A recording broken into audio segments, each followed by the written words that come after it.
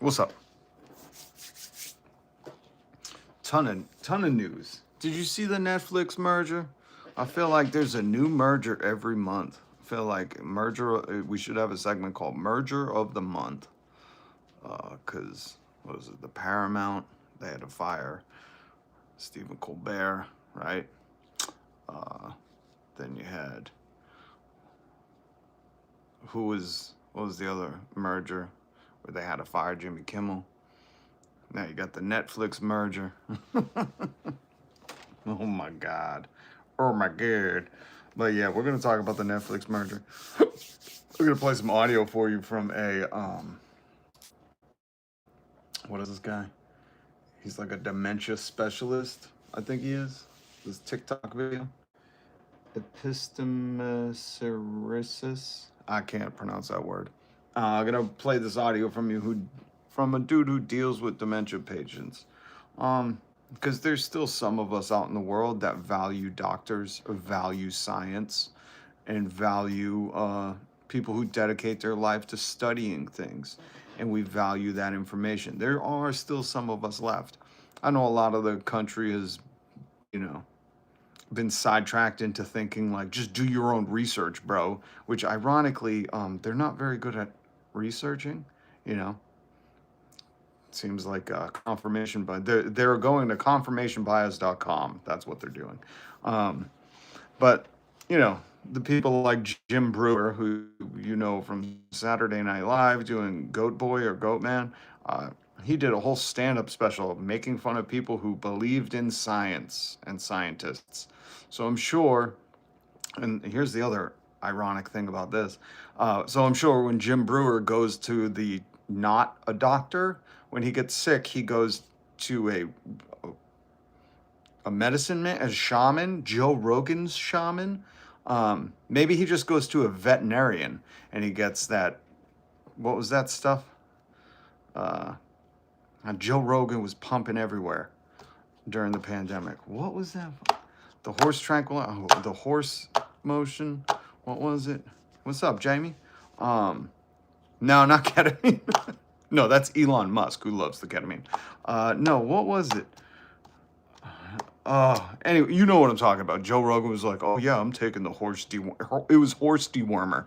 The funny thing about the funniest thing I was thinking the other day, I'm like, the funniest thing about the people like Jim Brewer who did a whole stand-up special making fun of people who believed in scientists and doctors, and Joe Rogan who did the same. You know, who's like, "Are you gonna believe a doctor that a mask works?" When it's like, Joe, the last time I checked your show, like 5 months ago, you were literally saying, "Oh, it makes sense. Doctors wear masks to protect themselves." And now you got scared and insecured into feeling like I gotta be a real man and not wear a mask. Sorry, computer. Ooh, you hear me make that computer scream? My apologies. But the funny thing about like the people who took the horse dewormer, it's like, so wait, you don't trust human doctors, but you trust animal doctors. Am I getting this straight? So you're saying, haha, phooey on you science believers. I'm going to the animal doctors and believing them. It's really like brilliant. If you can kind of stand on the sidelines of reality right now and just peek in and watch the melee happening, um, sorry for using that word. I heard this dude on the news say that word in the most ridiculous way, and I was like, "Don't church that word up. It's melee." But if you could just stand on the sidelines of Earth right now and just kind of observe, it's fucking hilarious. If it wasn't so sad, terrifying, and these influencers like Joe Rogan and stuff didn't have such a grip on the youth of today, and like almost bullied them, not bullied, but like, you know, almost made it be like cool to not listen to doctor. Like it's so cool to, you know, I feel like it's like the 1950s again, where it's like you flipping through a magazine and it's like, my doctor recommends I smoke 40 Lucky Strike, no filters. You know, and you're like, yeah, that's cool. It's like gone back to that, like the hollow void of what it means to be a man is not listening to scientists and doctors, but we certainly will listen to the animal scientists and the animal doctors, but only when it comes to the things that confirm our bias. Sorry for the veering off course, but there are still some of us. My whole point was there are still some of us who want to see a doctor. You know, we can't afford to, but we'd love to. And we trust what they say when they, you know, tell us stuff. We ask them questions, and we trust that they went hundreds of thousands of dollars into debt for a reason, to gain some knowledge. And I'm going to play audio of one of these so-called smarty pantses, and him talking about 3 to 5 months. 3 to 5 months. First time I was excited for a diagnosis, but 3 to 5 months. And I'll play that in a minute. We're gonna, I don't know if anybody see the Diddy doc yet? If you're just tucking in on a Friday night, or you're not going to your third shift, I would recommend watching it. Netflix, which is going to be soon, you know, the United States of America is sponsored by Netflix with this merger. If you don't know, it's all over the news. Hold on. Human conflicts are petty from that view. Ah, yes. To be a man, accept responsibility when the fault is not, even when the fault is not your own. I would say that should be the motto of good leadership.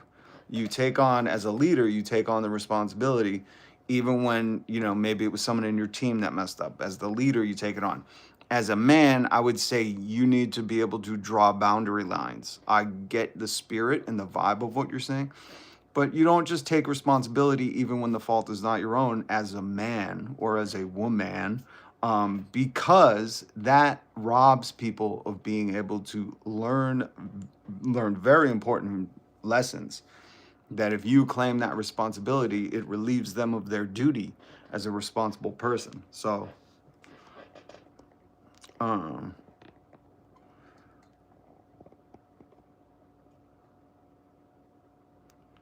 we literally live in a time where the current president can deep throat Donnie. We got to get rid of these data centers. No, you're on a different wavelength than I am right now, but I agree. We got to get rid of the data centers. They're driving up the cost of everything. All right, so I want to show you this Netflix merger. So Netflix, if you don't know, like I said, in Trump's America, every corporation can do as many mergers as they want until they're just one corporation with all the different flavors. And, you know, they just own America and they own the government. And they own everything. And then the libertarians can finally go, finally, Netflix makes the laws. That's what I've been wanting. You know, like libertarians. They're not working class people, but they might pretend they're libertarians. But Netflix bought WB, and they get all of this. And then what was the other headline I saw, which I was like, oh, fuck, this is why we don't want all these mergers. We don't want all these mergers. Hold on, where was it? Oh shit, I forgot about that Epstein story. Whoops. Oops, hold on. Whoops. Oh, there's more Epstein news. Where is the merger thing? Here it is. So if you're like down with mergers and you're like, I just want Netflix to own, I just want to go into Walmart and it be Netflix, you know? Can they have a brick and mortar and just everything be Netflix? Can my milk be Netflix brand? You know, they're already kind of doing it with the whole Stranger Things collabs. You know, you go into the store and it's like Stranger Things Doritos and you're like, God, I love the free market. I can't escape it. We'll just wait until, you know, these corporations just keep buying each other out, right? But the fallout, the reason we had antitrust laws, the reason Lena Khan's a queen, the reason we, you know, should actually want a free market, not just a market where the most wealthy purchases everything else and then they get to call the shots, because Ted Sarandos, absolute douche, He's a LinkedIn lunatic, if you know, you know. From Discussing Film, Netflix teases that Warner Brothers release windows will evolve to become shorter. Now, initially, you're like, yes, finally, when Robert Pattinson's Batman 4 or whatever comes out, which makes no sense. Those movies make no sense. I'm sorry. Batman is a cool story, and they fucking ruined it. Just the worst. Also, Zack Snyder, stop making movies. They're horrible. Sorry. But maybe you're thinking like, oh, I can't wait till, Robert Pattinson revives his role as the Batman, which he's not bad. He's a great actor. No dog on him. It's whoever wrote that movie. Plus, they use Kurt Cobain's fucking Something in the Way. Like, how did you go wrong getting the Nirvana music? You absolute douche. Sorry. But you might see this and go, awesome. Now it's in theaters only for a week, and then I can buy it at home for $100 or whatever. But that could be bad. Okay? My pushback, this is Ted Sarandos. My pushback has been mostly in the fact of the long exclusive windows, which we really don't think are consumer friendly. Consumer friendly to who, Ted?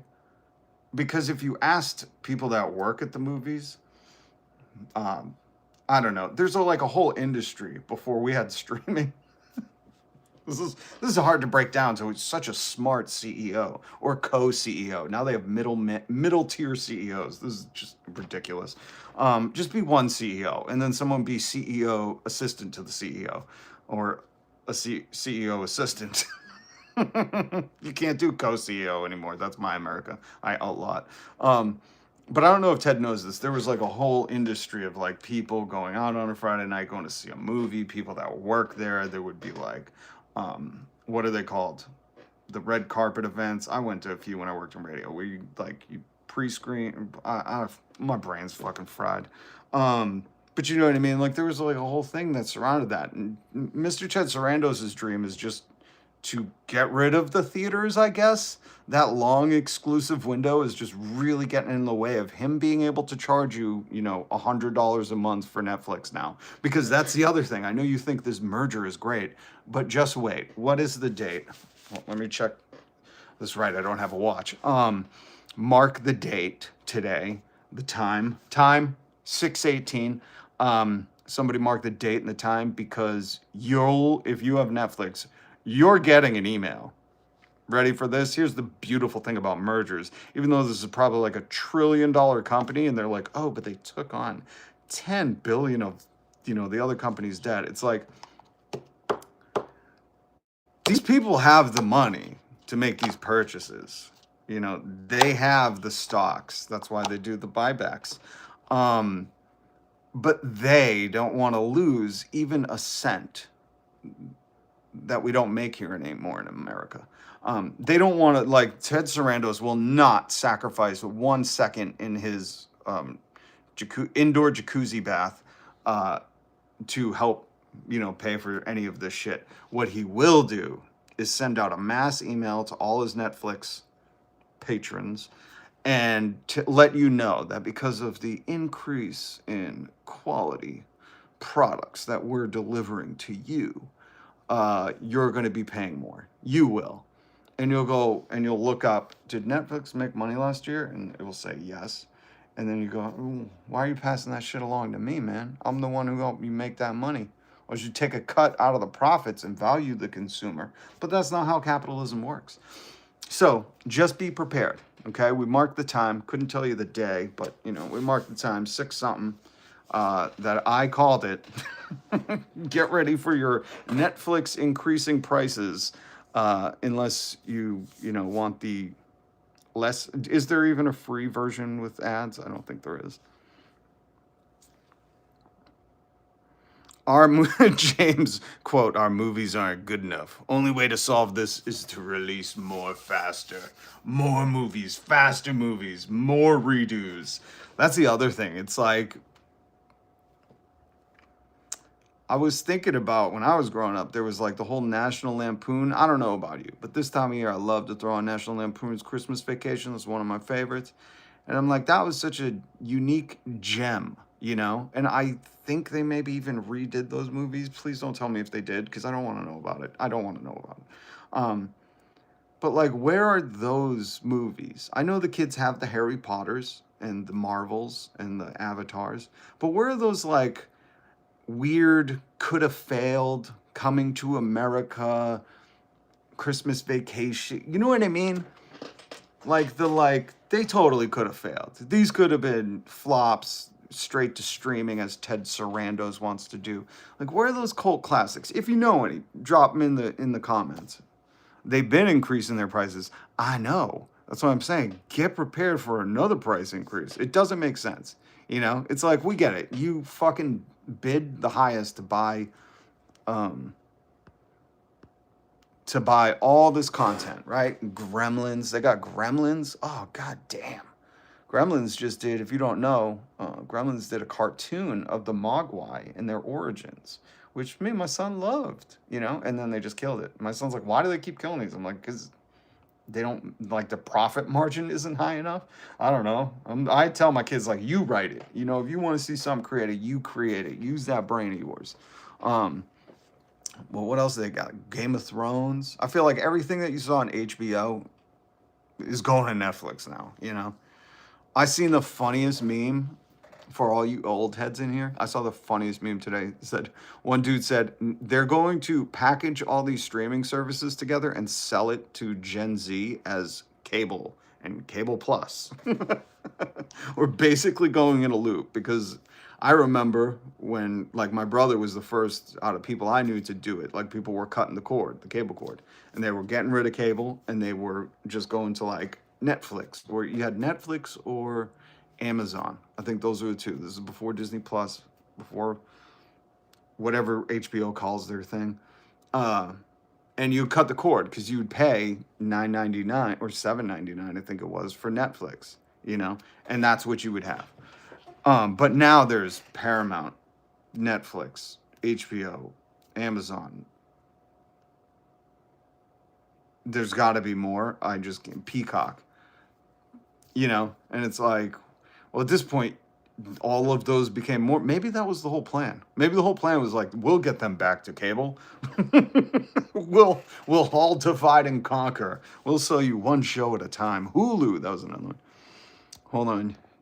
Yeah, I canceled my subscription a while back because they kept increasing prices with little or no difference in service. I don't want the same movie with 18 different casts. Christopher, I get it, man. I get it. Hey, what's up, KT Liz? Good to see you. Minecraft is a Microsoft IP? Are you sure? I know Minecraft is but the Minecraft the movie is? I didn't know that. Buy Blu-rays. Whoever said that, I love you. I tell people all the time, buy media. Own your media. You know what? This is the most shocking thing. A few weeks ago, I got my son, he wanted Bad Guys 2, I think it was, right? And like once in a while, we'll splurge. That's a fucking splurge. Once in a while, we'll splurge. I've bought in some digital media. Most of my collection is like, you got the little ticket with the code, and you type it in, you get the virtual movie. That's how I would always try to buy a movie in that day and age.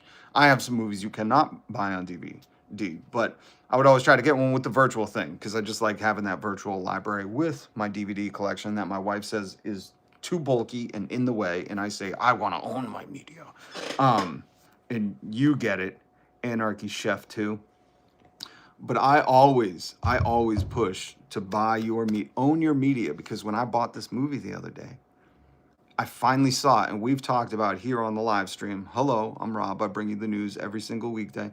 Hit the subscribe button, hit the notification bell. I try to bring you class-conscious news, always in the perspective of, I want our communities to do better. I would like nobody to ever have to call an Uber instead of an ambulance. I believe that you should be able to work one job 30 hours a week, realistically 20 hours a week, and buy a home and live a good life. And we've faded from that in America. So I'm pushing to, you know, when all these politicians say the good old days, I'm pushing for the new good old days, if that makes sense. We're working on the phrasing. But if you've been here for a while, you know I always say, own your media, own it. Because right now, when I was growing up, you had Strawberries, Coconuts, Tower Records, all this shit, right? You could go and purchase your media and you owned it. When I bought that digital movie, which we covered this story, what I'm about to tell you, I covered this. Amazon got sued because people had bought movies on Amazon Prime, and then the movies disappeared out of their library. And when the people were like, what the fuck? Amazon said, oh, we lost the license. You didn't own that. And they were like, yeah, I did the buy thing. I own it. And Amazon was like, oh, no, silly human. You thought the definition of buy meant you own it. But Amazon's definition, which is now law, means you buy it as long as we have the license. But if Amazon loses the license, you lose the movie. So you paid for nothing. And I brought that up because I always try to tell my wife and everybody I know, people I care about, like you, hit subscribe. I say, don't fucking buy these virtual movies. If you can find a place to purchase it, I don't know, Best Buy, is that the only place that sells DVDs? eBay, just make sure you buy the right country code. I've made that mistake. But if you own your own media, it doesn't matter who has the fucking license. They can't come and take your media away from you. And for the first time in buying virtual, probably because I don't do it a lot, before I purchased it, a little thing came up. And I didn't do it on Amazon, by the way. Okay, I do not buy shit on Amazon. But a little thing came up and said, you recognize that you are purchasing as long as we have the license, or it said like you are purchasing the license through us. So if whatever platform I use, the license goes away, I bought that movie, but I own it, but I don't own it. If they lose the license, it virtually disappears, and I can say, hey, I bought that, but I don't own it. So I bought something that I don't even own. Is everybody following me? Because this is important. And I felt bad for the lady who was part of the lawsuit because she had bought Diva Dog season 4. It was like the most obscure thing where I was like, oh, that bitch is never finding that on DVD. I was like, she's got some unique taste. It was like Diva Dogs. Diva Dogs season 4. I'm not kidding. It was the most crazy shit. You could go back in my videos and watch it. It was the most random thing because, where else are you going to find that shit? And Amazon had it. So that must have made her day. She was like, finally, I can watch the season where Smooshy, gets the crown or whatever the shit is. And it got taken out of her library because Amazon lost the license. And I thought, what a fucking ripoff, man. And most Americans just allow this. Whether they don't know or they're like, well, what are we going to do? Well, what are we going to do? We're not going to call ourselves libertarians because what that means is Amazon gets to set the laws and no regulations on that. Knowing is half the battle.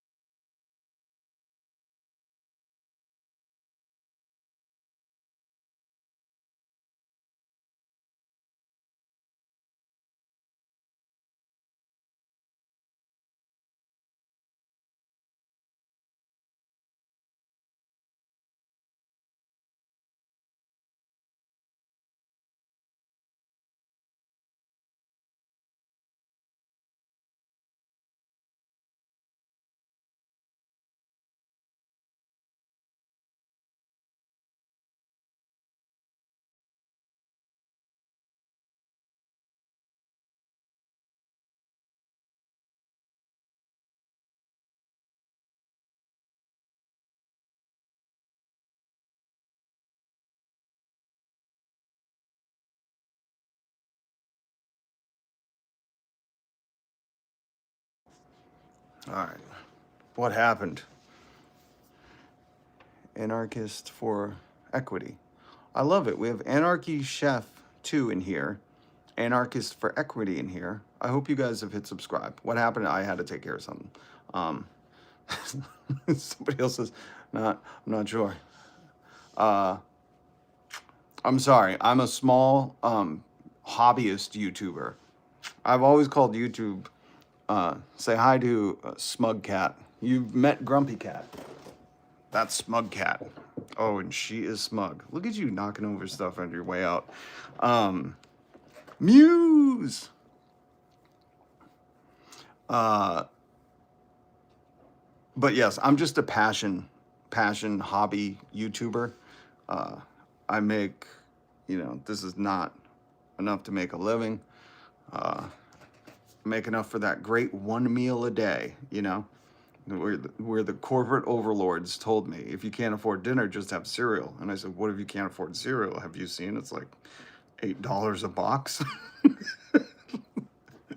So I just do the old American one meal a day. It's the American daydream, where you daydream about another meal. So it would mean the world to me if, especially the anarchists, much respect to you, hit subscribe, hit the notification bell. Eat cake. Hey, they keep telling us that, and I keep warning them. You know what happened last time somebody told us to eat cake.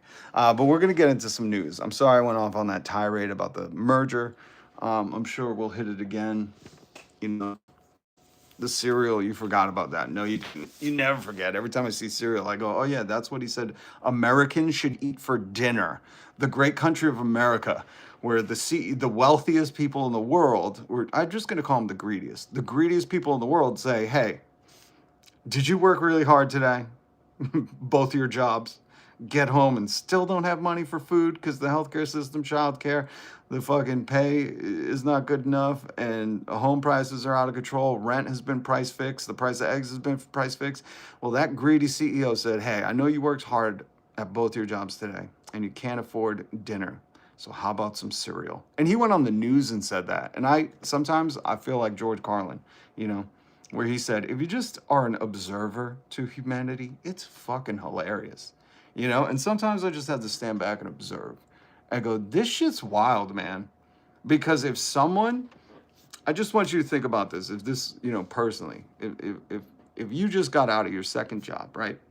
Most of us are working because you can't afford to live on one job in America, which I'm fighting to push back to go not only one job, but only work 3 days a week, Tuesday, Wednesday, Thursday, right? 4 days, weekend.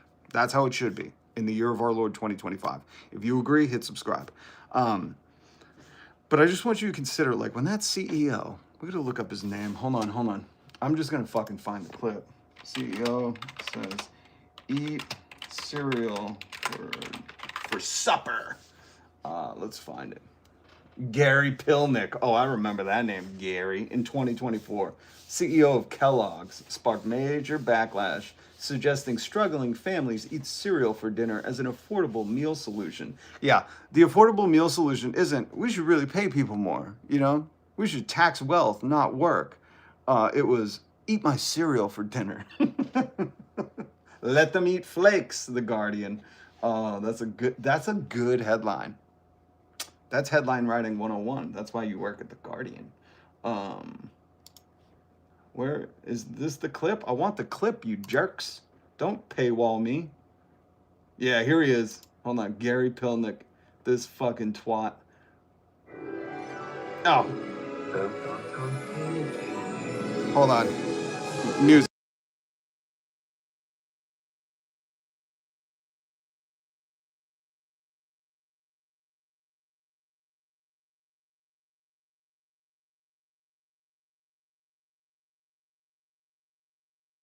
Has always been quite affordable, and it tends to be a great destination when consumers are under pressure. So some of the things that we're doing is first messaging. We got to reach the consumer where they are. So we're advertising about cereal for dinner. If you think about the cost of cereal for a family versus what they might otherwise do, that's going to be much more affordable.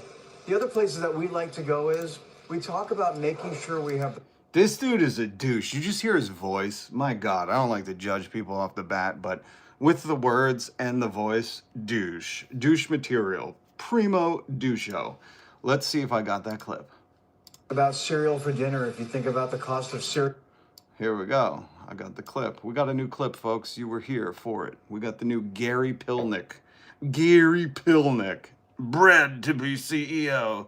I want to I went to Cornell because my daddy donated a library. Cereal for a family versus For what a they might family. otherwise For a family. For a family. I went to speaking courses. do. That's going to be much more affordable. Yeah, no shit. Cereal will be more affordable than a fucking actual dinner. You're not addressing the issue. How did you become CEO? My God. Gary Pilnick. Let them eat flakes. I'm stealing that from you, Guardian. Stealing it. Sorry. We have news to get to. We do. Trust me. I got some news for you. But I'm just having fun chatting with my anarchist friends and KT Liz. Billy, you need a hug? Rough day. Uh-oh, Billy. Yeah, I got a man bun. Uh-oh, Billy is offended by man buns, everybody. Be careful. No man buns around Billy. He will have a fucking Karen meltdown. Billy, I'm so sorry. I won't take it out. I promise you. I promise I won't show it to you. Are you going to melt down? Are you needing a safe space? Uh-oh, Billy. Oh, Billy, bad man. Billy, show us where the bad man touched you. Was it Trump? KT Liz. Wait, is KT not a mod? I'm sorry, KT. Hold on.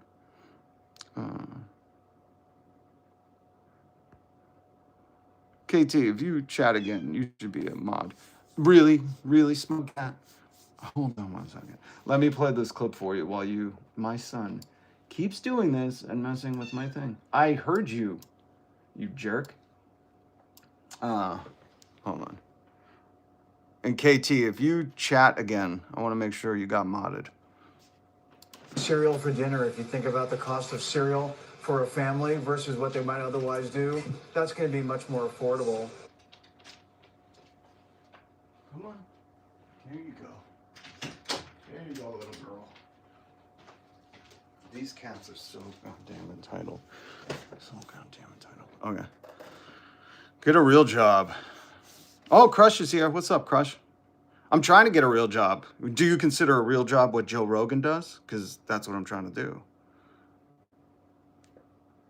Did you understand that? Did your little pea of a brain understand that? Will my WB stocks go down? I don't know, but, you know.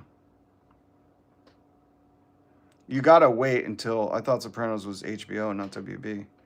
Listen, Blow Swanson, I was saying basically everything you see here, I was like, oh, I thought this was all HBO. You know what I mean? Well, yeah, I thought, hold on, watch out. Almost everything you see, oh, look, HBO Max. Damn. And don't trust all the memes, folks. What's the list about? There's a new merger. Maybe they just bought HBO Max. Who owns HBO Max? You know, who's their parent subsidiary? Let's find out. Hold on.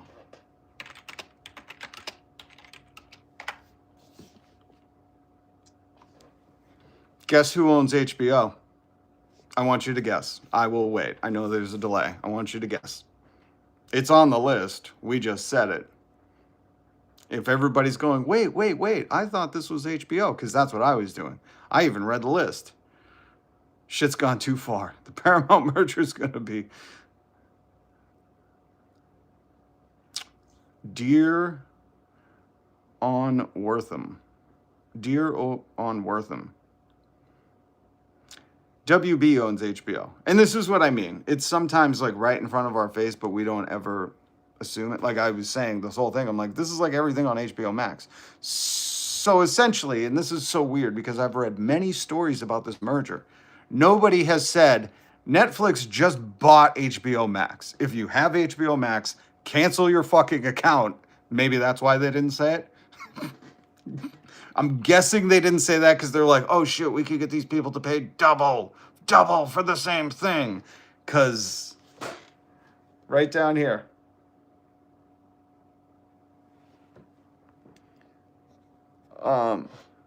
Keep an eye, or you know what? This dude's got a Nazi name. Get the fuck out of here. I work for Paramount, who expected to get it, but Netflix back doomed us.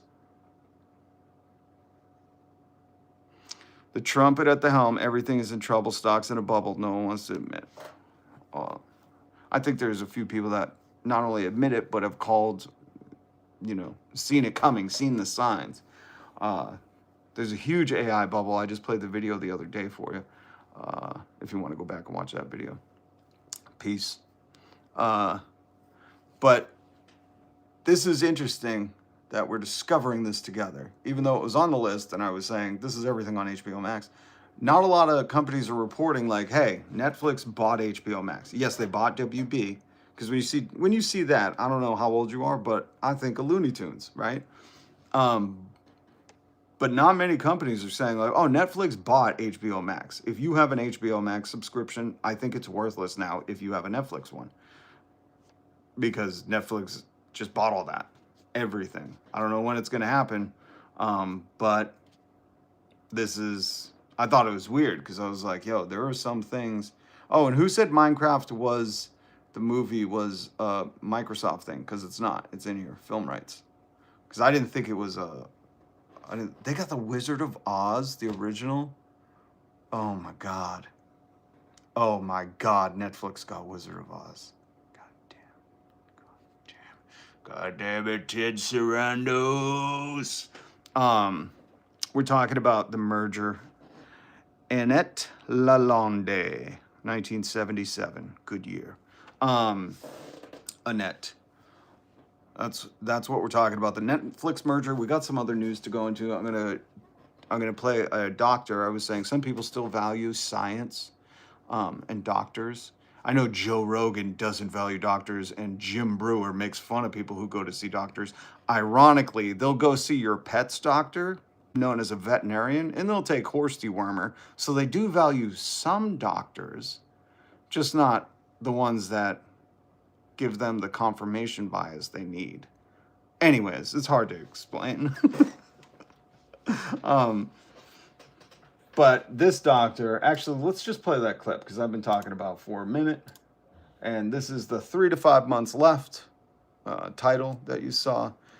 If you're new here, I bring you news, memes, fun times, jokes. I bring you a lot. My name is Rob. Welcome. I would love for you to join the family, join the community, hit subscribe, hit the notification bell.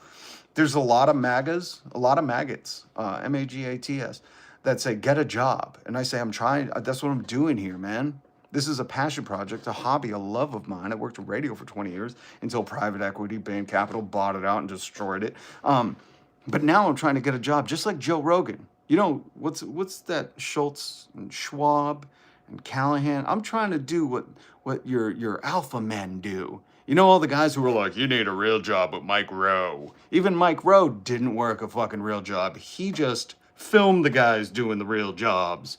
I'm trying to do one of those where you sit and chit chat like Joe Rogan. You chit chat and you go, what if a computer's a virgin, right? I'm surprised he didn't go like Virgin Records. Could that be when Joe Rogan, did you guys hear him say, a computer's a virgin? What if Jesus came back as AI, as Joe Rogan cut a huge sponsorship with an AI company? He's trying to lock in that fucking Bible Belt listenership. Follow the money, folks. But here's the doctor who talks about having dementia patients, treating them all the time, and his prognosis, not mine. I do sometimes play a doctor on YouTube, but that's just for shits and giggles. This dementia patient keeps having bruising on this hand. Hold on. Let me bring up the picture. Because, again, until I'm going to be as big as Joe Rogan at some point. Everybody kept saying we need a Joe Rogan of the left. And I said, you guys are Democrats. You're not leftists. Shut your mouth. I said, we do need a Joe Rogan of the left. I will take on that mantle. Eagle screech, background effect, fireworks, American flag. That's the promo.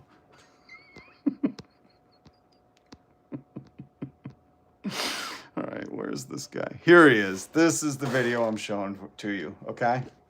Dementia Donnie's hand bruising from monthly infusions. What are they infusing him with? Gummy bear juice? Look at this fucking dude. Holy jeepers. Dementia patient keeps having bruising on this hand because he's most likely getting a monthly infusion of a drug called Kisunla. I'm a physical therapist with a doctorate in my field with 14 years experience working in home health care, treating geriatric patients with dementia just like this guy.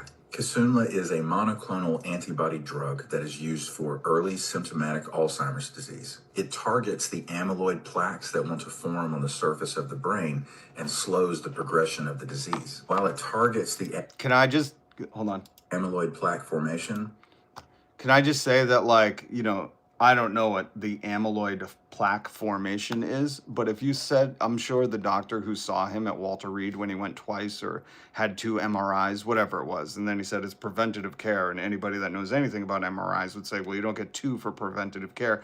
But I'm sure if the doctors were like, sir, we need to do something for you to have these amyloid plaques, and I'm sure his response was like, what award am I getting? It will be on a plaque. I'd love it. Just hang it in the wall. This fucking dude is obsessed with looks only. That's why he does the raccoon tanning.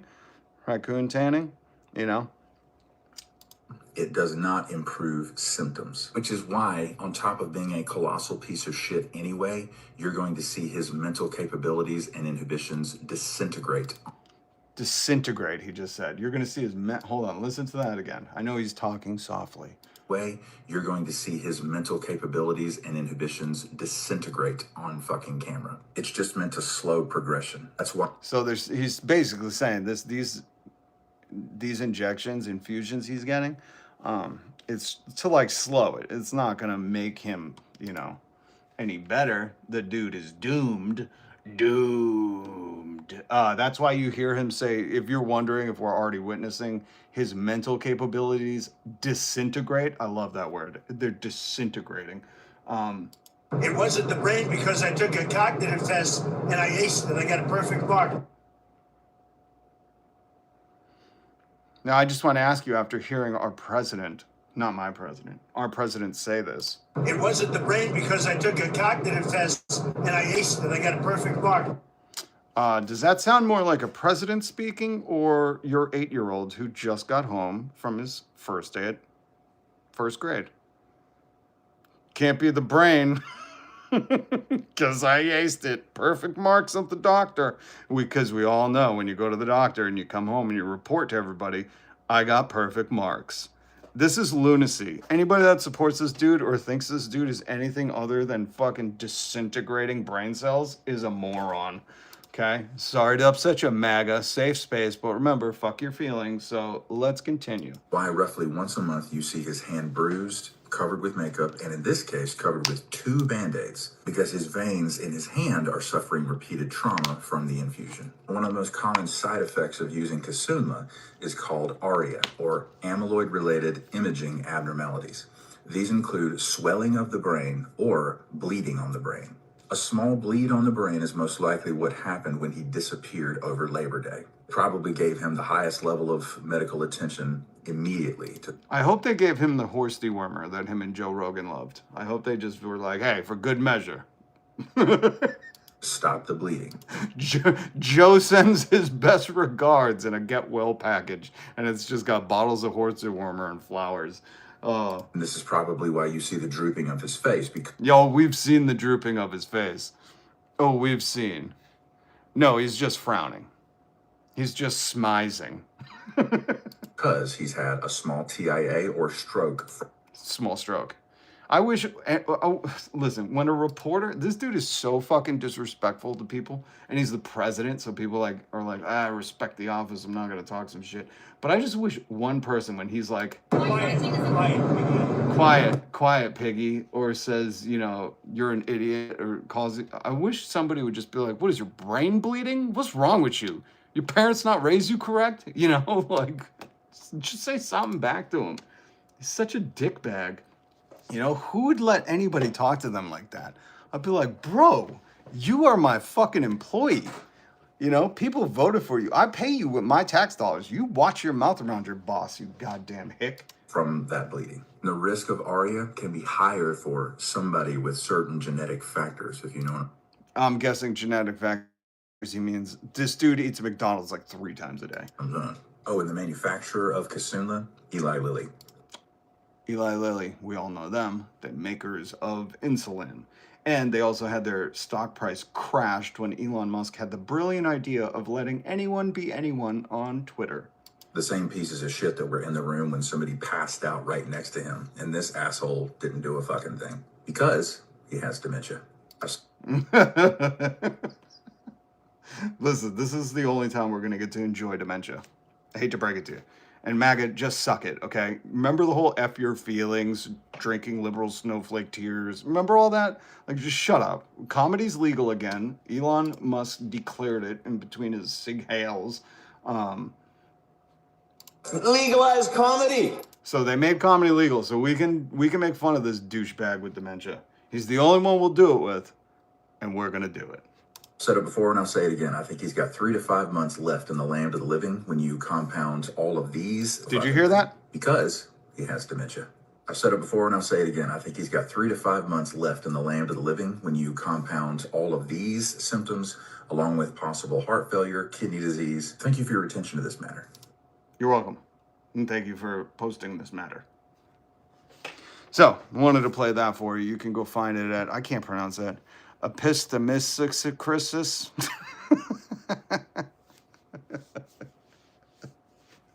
I can't pronounce that. I'll admit when I can't. You know, here's the other thing. We're going to get to some more news, but sometimes I just want to throw some ideas against the wall. The other hilarious thing would be if reporters, I don't know if any big-time reporters are watching. If so, thank you. Hit subscribe, hit the notification bell. I know I give you great ideas. Here's another one. Keep asking him the same thing. Make him feel like he's fucking crazy. You ever done that? You ever had your kids do that to you? Where you're like, you stop asking me this. You know, maybe keep asking them the same thing in different ways. And like fucking, you know, show the world how delusional the leader is, you know? Be like, what do you think about Venezuela? Have you seen the thing that happened in Venezuela? Sir, we would love to have your comments on Venezuela. Because the thing about a pathological liar is he'll probably give you 3 different stories and say they're all true. I just wish some people would have fun with it. You know, we're in dark days, man. Dark days.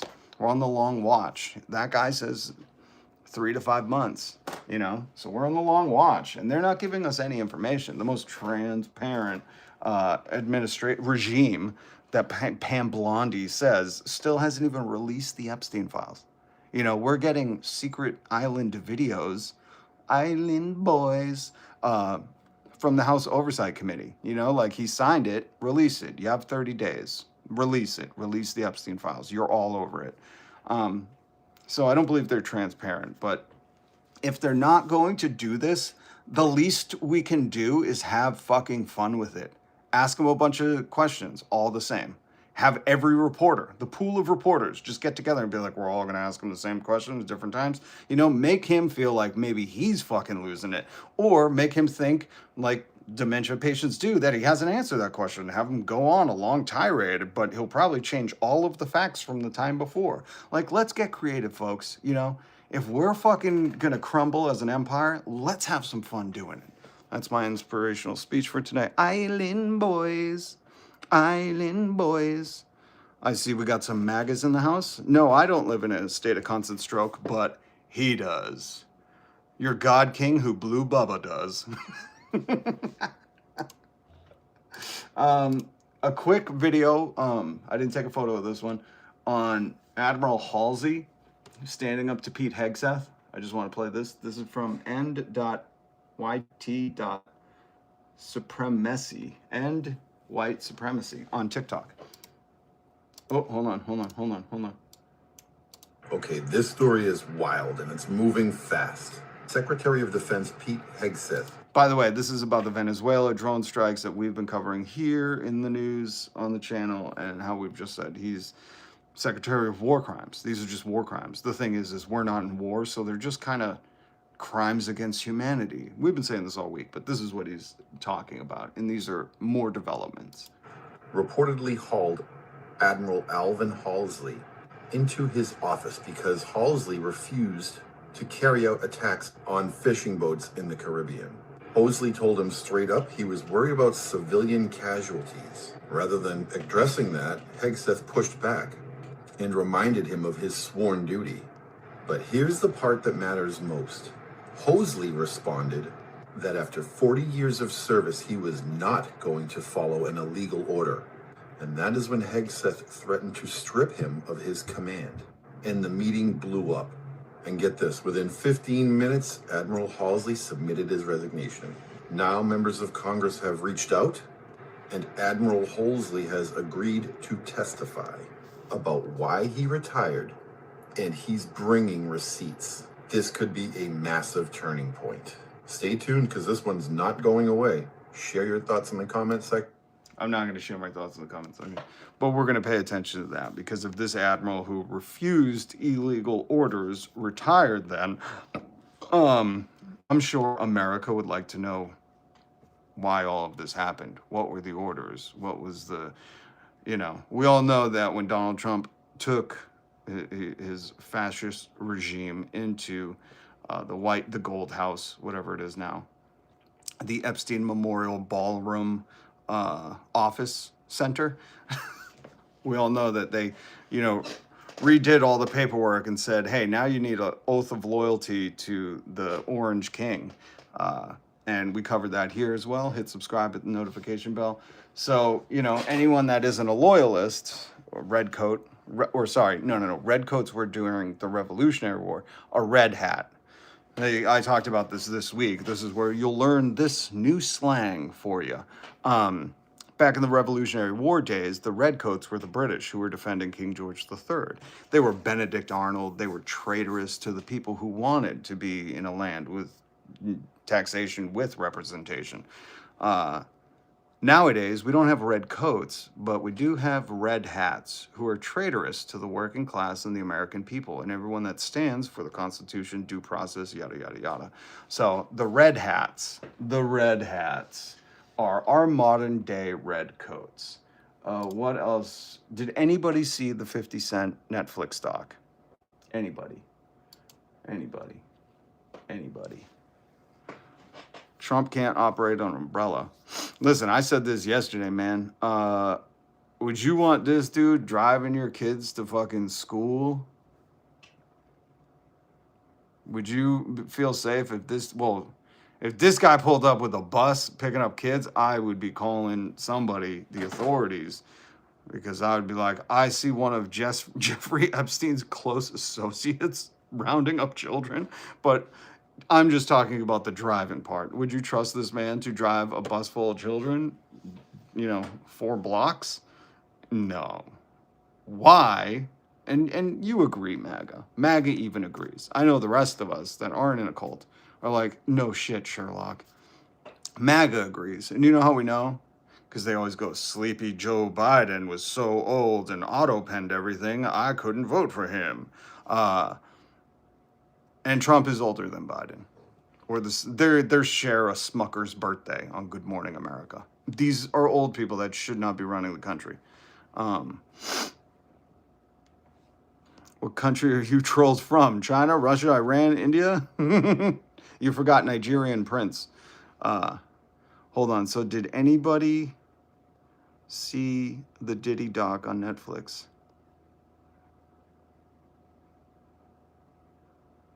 I don't know. He doesn't know how to drive. That's true. He probably does not. He's always had a driver. Always had a driver.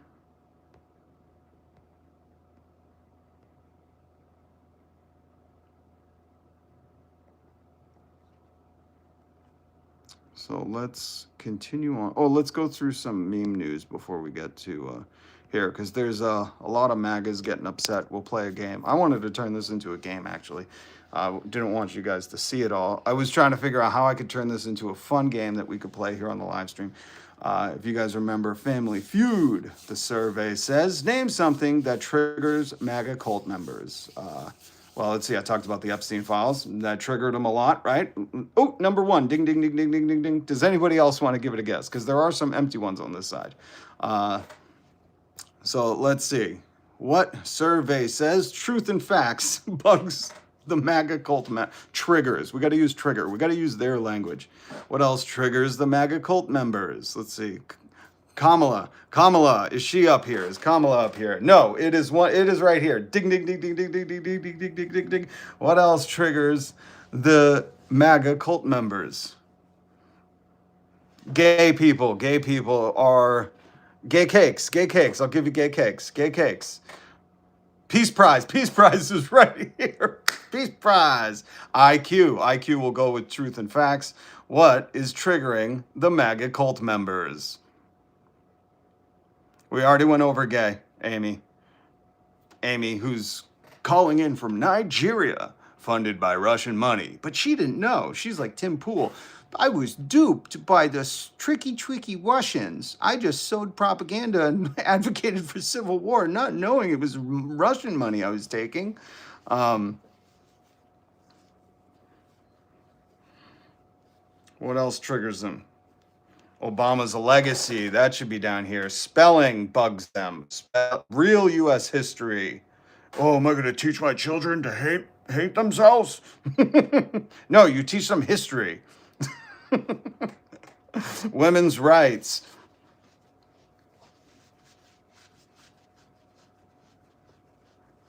Obamacare should 100%. I got to set this up and figure out how we can make this into a game because this is fun. Jesus was black. This should definitely be up here. Oh my God. Living in the closet absolutely should be up here. You know, most of these people, is it Peter Thiel? Is he out of the closet? Stephen Miller. I mean, there's a bunch of MAGA that is totally, it's so weird to me too. When you're like, oh, they're clearly like gay. Like old Grinder Mike, right? Silent Piggy. That makes them upset if you tell them to silent Piggy.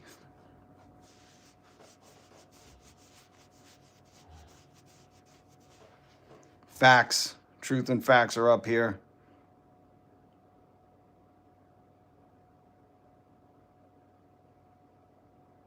Filing taxes.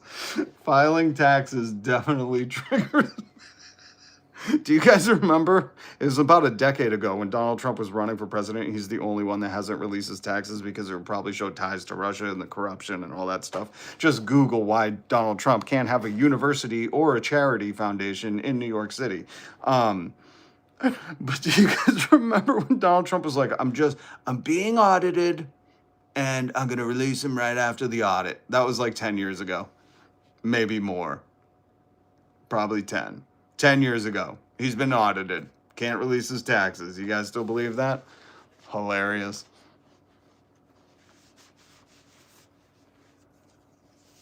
It's whining. Do spelling that.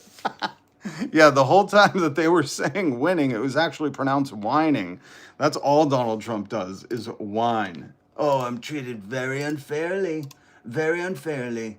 It's so unfair, I had to say quiet. Quiet, Piggy. Quiet, Piggy. It's so funny. How they either don't know stuff. Here's the thing. I know nothing about it because I'm too busy doing the other. I know nothing about it. Was it bad? I know nothing about it. Or if it is bad, they can't say they know nothing about it because they were there. They go, I'm treated so unkind. The press isn't nice to me. The questions aren't nice to me. I need a safe space. It wasn't winning. It was whining. That was the motto. Oh, did you guys see? I love street art. I don't know if you love street art. I love street art. I don't know where this sticker came from, but I would like one. Please. I would like one. These should go up everywhere. Affordability is a Democrat hoax. It's a Democrat hoax. A Democrat hoax that he ran on. He ran his campaign on that hoax. Did you guys see the emails where Epstein was worried about the feds questioning him about the 20 girls between the ages of 16 to 18? I found this and I thought it was interesting. Again, we voted, we signed up, we went through all the proper protocols to get the Epstein files released, and they're still not. I wonder why. Does anybody have a clue to why they're not releasing them? Because Donald Trump ran his campaign on that. Affordability, releasing the Epstein files. He appointed Dan Oingo Boingo, Dan Vagina, and Cash App Patel to release the files. And these dudes are not releasing them. Can anybody guess why? Because they should be released by now. Even Donald Trump said, release them. He said, well, go ahead and release them. Well, it's all in your court. You run everything right now. What are you waiting for? Release them. I wonder why they're not releasing them. I wonder why. But let's go through some meme news, and then let's get to the real news. Meme news. Oh my God. Sorry. It's just one of the cats. Sorry. Here, you see Caroline Levitt bragging. Was it yesterday? I don't know what day it is. Gas prices dip below $3 a gallon for the first time in 4 years, which is fucking hilarious. Because even here, I've been documenting life on Earth for future civilizations on Earth, because you can't live on Mars. Just look it up. Elon Musk duped a lot of people. A lot of people were like, I wish there was a thing like Google where I could look up if humans could live on Mars. And there would be even people in my live stream being like, I paid $198. And I'm like, okay, just go take a short video of you paying that. Like, you don't need to chirp all the time. You can just film it. You'll be the only person in America who could film that last year, or it's still this year, but earlier this year, that's paying $198 for gas, but they never did. And I say that to people. I say, hey, YouTube, you clearly have an account. You can make a video of all the stuff you believe in too. Or you too chicken shit. You know, some of these maggots, they just like to bark in people's comment section. They don't want to make their own video. They don't want to be caught on record of their beliefs. But it's funny that yesterday, old Karen Levitt was saying gas dipped below $3 a gallon for the first time in 4 years. Where if you just look down here and the date, what does that say? Oh, May 2025. Donald Trump saying gasoline just broke $1.98 a gallon. Interesting, because around that same time, people in my chat were repeating that same line, and I was encouraging them to just film a video of you getting gas, post it in your shorts. I'm sure you'll go viral and make money for all the gas you can buy. But this person pointed out that Trump has been telling us that gas was $2 a gallon for 6 months. Is she admitting Trump is a liar? Again, when you're a pathological liar, nothing makes sense. And it's just funny that I had to bring this to your attention because some of you who have hit subscribe and hit the notification bell, I go live every weekday. I bring you news and the meme news. Patent pending. Jimmy Kimmel or your writers, if you take meme news as a segment from me, you'll have to hire me. You'll have to. Goddamn. Tired of people taking my ideas. But in the meme news, I had to bring this up because some of you who have been here for a while were probably in that live stream when somebody was bragging, exactly like Donald Trump. You could go back to May. Go back to my live streams in May and June. And someone said, oh, I just paid $198. And I said, go ahead, film it. Film it. Who am I to challenge you, you know? Just go make a video and prove me wrong. They don't. I say, tag me. I'd love to see it. I'd love to see this lie that you're trying to make up, you know? You got a time machine? You go back to 1995? Okay. So I wanted to show you that meme news in meme form. I also want to bring this to your attention because Donald Trump, your chicken shit in chief, taco, chicken supreme taco, that's what I believe his official world order title is. He and Elon and Joe Rogan and Mark Zuckerberg are all collaborating, conspiring together to dismantle the CFPB, the Consumer Financial Bureau, Consumer Finance Protection Bureau, whatever it is. It's an amazing government agency that stops corporations from ripping us off. And not Donald Trump not only dismissed all the cases, so all the victims of scams and frauds, and like the Wells Fargo one, there was a ton. Sorry, I don't have them lined up right now, but we've discussed them. But they protect consumers. That's what they do. When you see Mark Zuckerberg going, I don't even, what is that? Is that like Liz Warren's little project? No, she's just an advocate for it, and is a staunch believer in protecting the consumers. You know, the people that you need to exploit to get your money from, the people who work hard and give you their money. That government agency protects people, and it also protects from overdraft fees. So I'm going to show you this meme in a second, but Donald Trump and his conspiracists, Mark Zuckerberg, Elon Musk, you know how Donald Trump was like pawned off as the common man. Well, all of his buddies, the billionaires, Elon, Zuckerberg, Joe Rogan, and the other ones, Peter Thiel and Palantir, they want to dismantle that Consumer Financial Protection Bureau. They want to just get rid of it because they want to be able to run scam. They want to be able to run meme coins on you all day long, and you have no recourse. So I just want to point out this. Isn't it kind of disgusting that banks made $34 billion in overdraft fees in 2017? That's $34 billion they took from people that literally had no money. Overdraft fees. And if you are against overdraft fees, if you are against banks making billions of dollars in overdrafting, hit subscribe. You're gonna like this channel. All right, we went over the Epstein stuff. Oh, by the way, because we played that Venezuelan thing. It's a trap. It is. It's a trap. He's dragging us into war. Do me a favor, please. Get out of here. Okay, I'll get out of here. I just want to remind people that the narco state president Juan Orlando Hernandez, who shipped hundreds of tons of cocaine to the U.S., was released yesterday after Trump pardoned him. As a reminder that narco states are right-wing and that the U.S. has always, always supported them. It's just funny that during this same week, they're defending the Venezuelan drone strikes, saying narco. It's like their new trigger word. It's the new woke. Narco. While, releasing this narco from prison. So watch people's actions, folks. All right, we got to get to some of the news for yous. If you didn't see this, Melinda French Gates, who we discussed here on the live stream, welcome, I'm Rob, hit subscribe, hit the notification bell. I bring you news every weekday, and we're pushing for a 3-day work week. Did you know that 100 years ago, the robber barons of their time, not our time, but the previous robber barons, believed that in the year 2020, we'd be working 15 hours a week because of AI, robots, and the technology? That's real. The robber barons were left wokeists, or woke leftists. They were radicals. They thought, oh my God, in the future, they're going to have technology where robots will work. And the nowadays robber barons were like, no, we're not going to let people enjoy when we lay them off because the robots took over.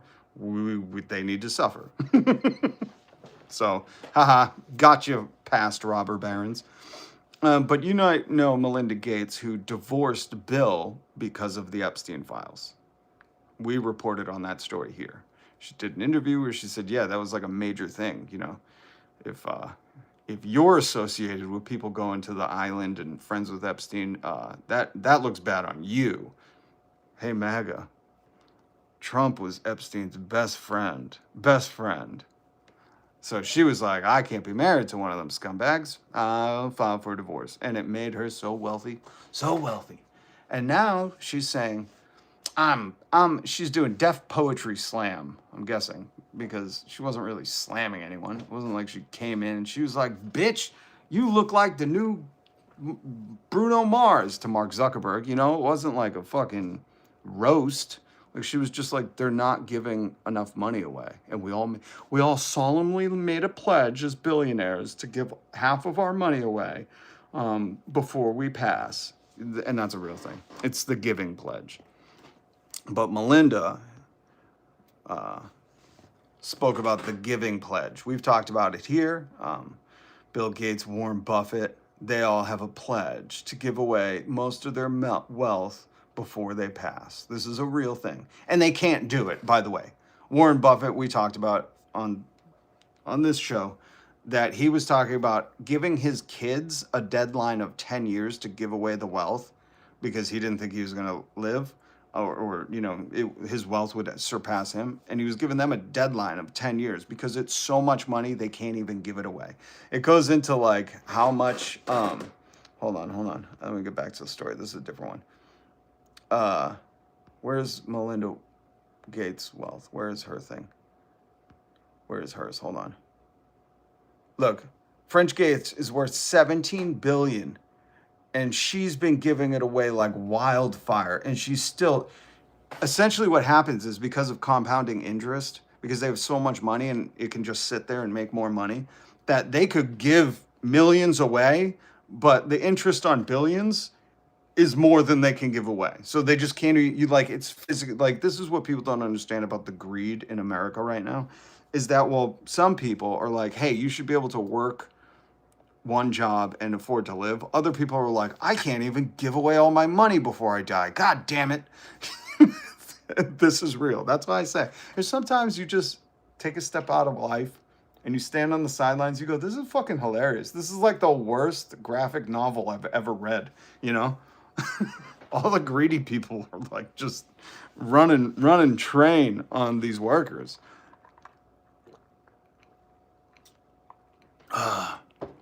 Where are they giving any of this? I'm right here. No joke, Melinda Gates has a website you can check out. Every time I've been to it, she gives to like women's foundations and charities and funds, which is, of course, vetted through the CEOs of those nonprofits. You're going to hear my solution. I tweeted this last night. I also posted it in my community tab. If you hit subscribe, I'll tell you my solution. I said, hey, Melinda, you know how you make your billionaire friends give away their wealth quicker? Anybody know? Anybody know? Anybody know what I'm going to say? Charities are a scam. Thank you. Does anybody know? I know there's a delay, but I just want to see if anybody can guess what my answer to Melinda was. Wonder if anybody can guess.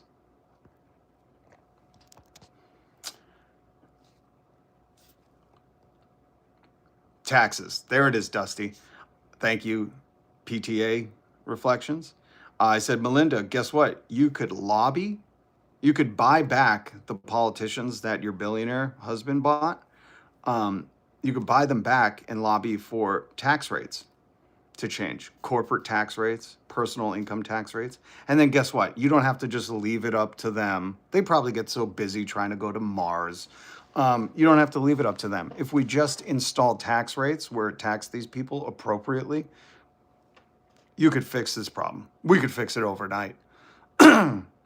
Overnight, we could fix this. And I tell you that coming from a state of Massachusetts where we put a wealth tax, 4% wealth tax on any income over $1 million, and no kid in our school system in the entire state has to pay for lunch or breakfast. We feed every kid, which is good for the community. You ever been a hungry kid and try to learn? It doesn't happen. And we also let everyone in our state of Massachusetts get a bachelor's degree for free, just from a 4% wealth tax. 4%. Back in America, people used to pay 91%. Look at the tax rate through the years. Look at this, 1964, 1963, 91%, 1944, 94% for wealthy people. I want to show you some other charts. Right now, since Donald Trump's corporate tax cut, it went to a flat 21%. Now, this is from Wikipedia, where if you've been a subscriber for a while, you know that I get very mad at Theo Vaughn, not just for, toying around with the idea of like, I lived with David Duke and me and him were just buddies. Nothing seemed off. It's like, bro, don't normalize that shit. He's a heinous, heinous individual. But also Theo Vaughn interviewed JD Vance, Just Dance Couchfucker Vance, interviewed him on his podcast. I watched this clip and JD Vance said, we're trying to stop the greatest tax increase in history. And I was like, no, no, you're not. What, Theo? Have some information. You run a show. You should at least know something if you're going to talk to people. I worked in radio for 20 fucking years. You at least have a one sheet of like little things that are going on with that person's life. And Theo just went, oh, really? And I went, what the fuck is this propaganda state media's fucking podcast? And Theo Vaughn just allowed it to happen. But the thing is Donald Trump in his first term cut corporate taxes down to 21%. And what they did this term was keep it that way. They might even dropped it to 17%. I'm sorry. It doesn't even matter because that's so fucking low for trillion-dollar corporations. As you can see here, U.S. corporate profits and tax rate. Now, we're way over here. Sorry, I can't point. I need to get... Please hit subscribe and hit the notification bell. I know there's like 60% of people not subscribed. Why not? Why not? I'm bringing you good food for your brain, like a yummy, yum, yum, yum Thanksgiving meal for your brain. This is good information to arm you with, so you don't be a Theo Vaughn. Only you can prevent you from being a Theo Vaughn. Was that a good PSA? I don't know. But you see how their profits before taxes and after taxes are skyrocketing? Look at their tax rate is way, way, way down here in the 17% area. Look at that. It's below 20. And that's all due to Trump. Donald Trump cut the corporate tax. I wonder why Donald Trump would do that for corporations. He cosplayed as a working class person, even though he bragged in the 90s about having a pure gold toilet. And he's always been a wealthy Nepo baby. I wonder why. That's right. He's a failed CEO. CEO of water company, steak company, airline company, university, charity, real estate, what else? CEO of failed casinos. I almost forgot that. So when you put a CEO in charge of a country that controls the taxes, the CEO is going to go, let me cut those for me and my buddies. He's not a worker. We need a worker in the office. You should have had some kind of like server industry experience to work in the White House. I mean, to be president. We should just make new rules. All the rules are made up. Remember that, folks.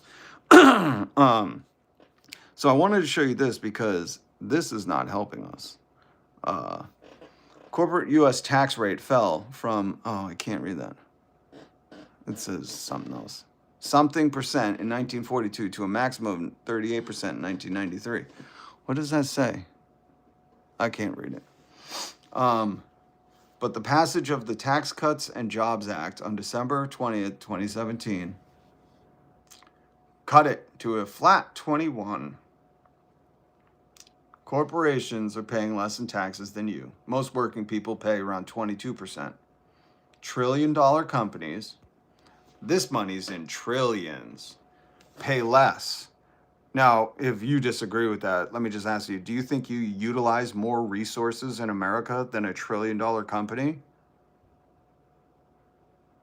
Because I want to know how much trash you're putting out there, how many times you're driving on the roads. They're not paying their fair share. Tax wealth, not work. Tax them back at 50, 70, 90%. Fuck them. Our country is being destroyed and crumbling because of this. Not immigrants, not trans people, not books, not gay penguins or pygmy hippos. None of that shit. We've had all that stuff way before Trump existed. You know what we didn't have is such low taxes on wealthy people and wealthy corporations, while they just keep doing mega mergers and buying everything the fuck up. We talked about this earlier. Netflix bought WB. I haven't seen any news story saying Netflix just bought HBO Max. Everything, if you're paying for HBO Max, I'll cancel that shit soon because it's now owned by Netflix whenever this goes through. Just like the Paramount merger, the Skydance, was that the Paramount one? There's so many mergers now, I can't even. And this is not a free market, folks, and this is not good for the consumer. Because Ted Sarandos, Ted Sandjob, whatever his name is, the co-CEO. He's a co-CEO. No, you're assistant to the CEO. There's no co-CEOing. You're assistant to the CEO. You don't get co-CEO as a title, Ted. He said he doesn't like the release window at theaters. He wants to make that smaller. He wants to eradicate movie theaters because it will make him more money.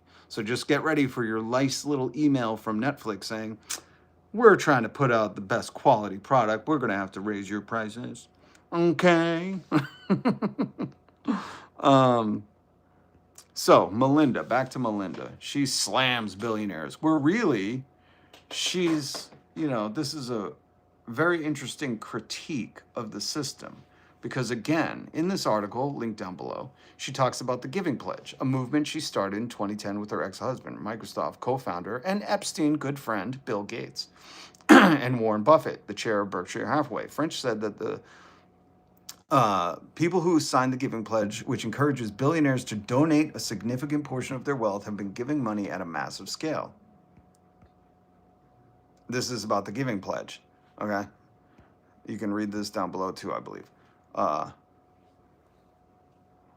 on. Okay. In 2015, 3 years after Facebook had gone public, Zuckerberg doubled down. He and wife, Priscilla Chan, published an open letter to their newborn daughter, Max, reiterating both the beneficence and the sense of urgency that Zuckerberg had expressed in 2010. The couple now promised to give 99% of Zuckerberg's Facebook stock, then valued at $45 billion, to a new philanthropy, their own initiative. Wow, they're giving their money away to themselves. How awesome. The couple wrote, "We believe passionately that people should not wait to give back." Are you ready? Wait for it.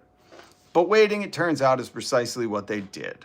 During the first 5 years, they handed out $2.7 billion in grants, roughly 6% of their wealth at the time of the pledge. By contrast, traditional private foundations are required by law to spend at least 5% of their assets each year. At the current rate of giving, the couple would make good on their promise only if they live past the age of 110. The math doesn't account for the skyrocketing price of Facebook stock, which nearly tripled during the initiative's first 5 years.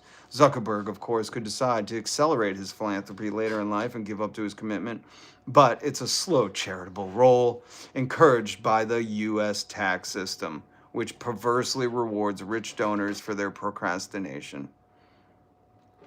The U.S. tax system. That's the only thing that's broken right now, severely. Donald Trump also fired all the high-income earner tax auditors at the IRS. Why did he fire them? Well, because he probably knows how tough it is to be audited looking for that Russian money. But we could simply fix this, Melinda. If you're watching, hit subscribe. And you should read this whole article. It's good, but again, I wanted to give you this article with the right, not the Business Insider. Maybe it's cut out. This is a Business Insider article. Business Insider, I hardly know her. Anyways, sorry. Back to the news. I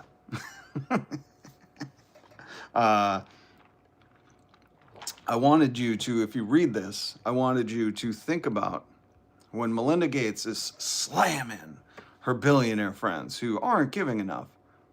Why doesn't she simply fucking take that $2.7 billion that she had donated, or whatever it was, $2.7 billion that she's worth, lobby the U.S. government, because that's the only thing you get, that's how you get shit done. Unless you get a ballot initiative where the people can directly vote on things, most of the time it's like, well, there's CEO and revolving door corporate lobbyists in our politician, or in our political offices, so they're not going to do anything for us. Release the Epstein files. So why doesn't she lobby to raise the tax rates? And then they don't have to even worry. I'm sure they're all super busy, you know, buying up native lands and trying to occupy Mars and draining our swamps and poisoning our air with data centers. They're so busy with AI, even though AI is supposed to give them more time, that they can't think of like, I got to give away $1 billion today. Holy shit, who am I going to give it to? They can't think of it. So just lobby the government and tax them. I would think she would agree with that. But again, I haven't asked her. Hit subscribe, Melinda. I got good information for you. Good historical evidence that taxes work.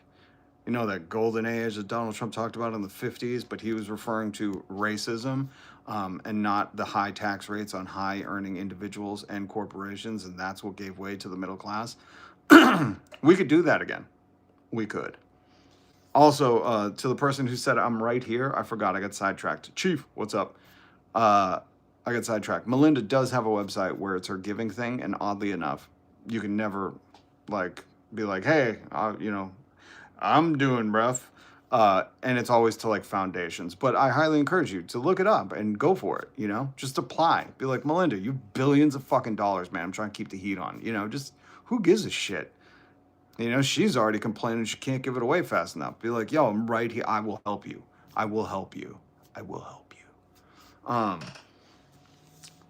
Yes, KT Liz, you got the mod thing. Good to see. Good to see.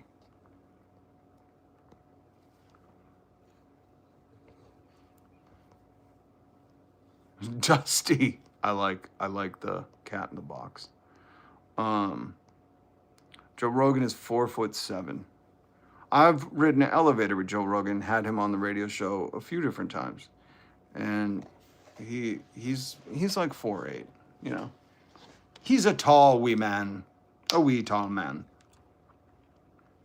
But he's just, like a liar. He's a fraud. He's a huckster, a snake oil salesman. He'll peddle anything to make himself seem like more masculine, He used to, I don't know, be much different. And now he's just like, oh, what if AI was Jesus, or Jesus came back as AI as he inks a deal with an AI company? It's just fucking, I don't know what happens to these people, because you can have a lot of money and not be greedy. You could do a lot of good things with money, like Melinda French is trying to do. I applaud that she's giving stuff. I mean, we shouldn't have to have, this system is so fucked. There shouldn't be foundations to allot this money. Like, if we just tax them and had a good welfare social safety net in our country, people could survive and thrive. But still, it's good that there's at least someone like this pushing, being like, hey, Zuckerberg, what is Zuckerberg worth right now? Hold on. What is it? Come here.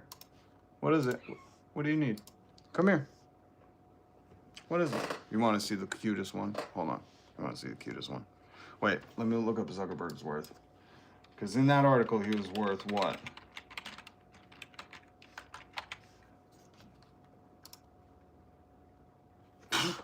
What was Zuckerberg worth in this article?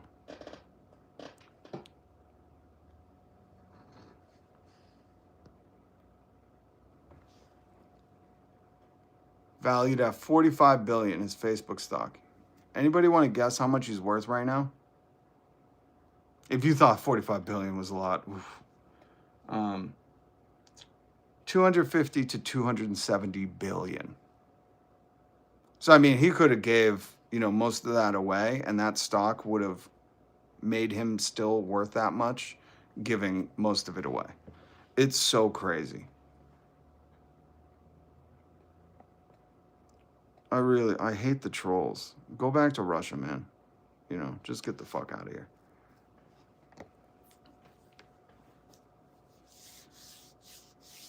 I can't stand these trolls. If you're gonna bootlick for a fucking billionaire, get the fuck out of here. Especially one like Zuckerberg. We've talked about this on the channel many times. He's buying up, or he's robbing natives of their ancestral land in these weird court proceedings, like secret court proceedings, which should be highly illegal, but moreover, just like illegal in the humanity sense. It's like a humanity soul crime in Kauai. So just don't bootlick for him here. Get the fuck out of here. Go to Ben Shapino's or Tim Pool. He'll tell you that he voted for Tesla CEO Elon Musk to make $1 trillion. He said that. Tim Pool did. That's good. You voted for that? Are you voting for him to get all our tax money too? Hold on. Hey, come here. What are you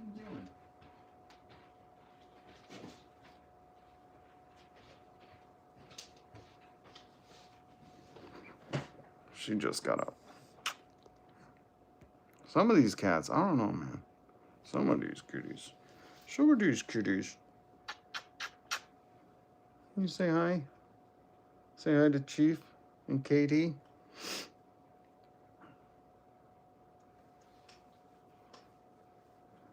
Is Facebook falling off? I heard he's under the he should always be under the magnifying glass. Mad respect for the mods that have been on these streams a while. Katie Liz. Little Muse.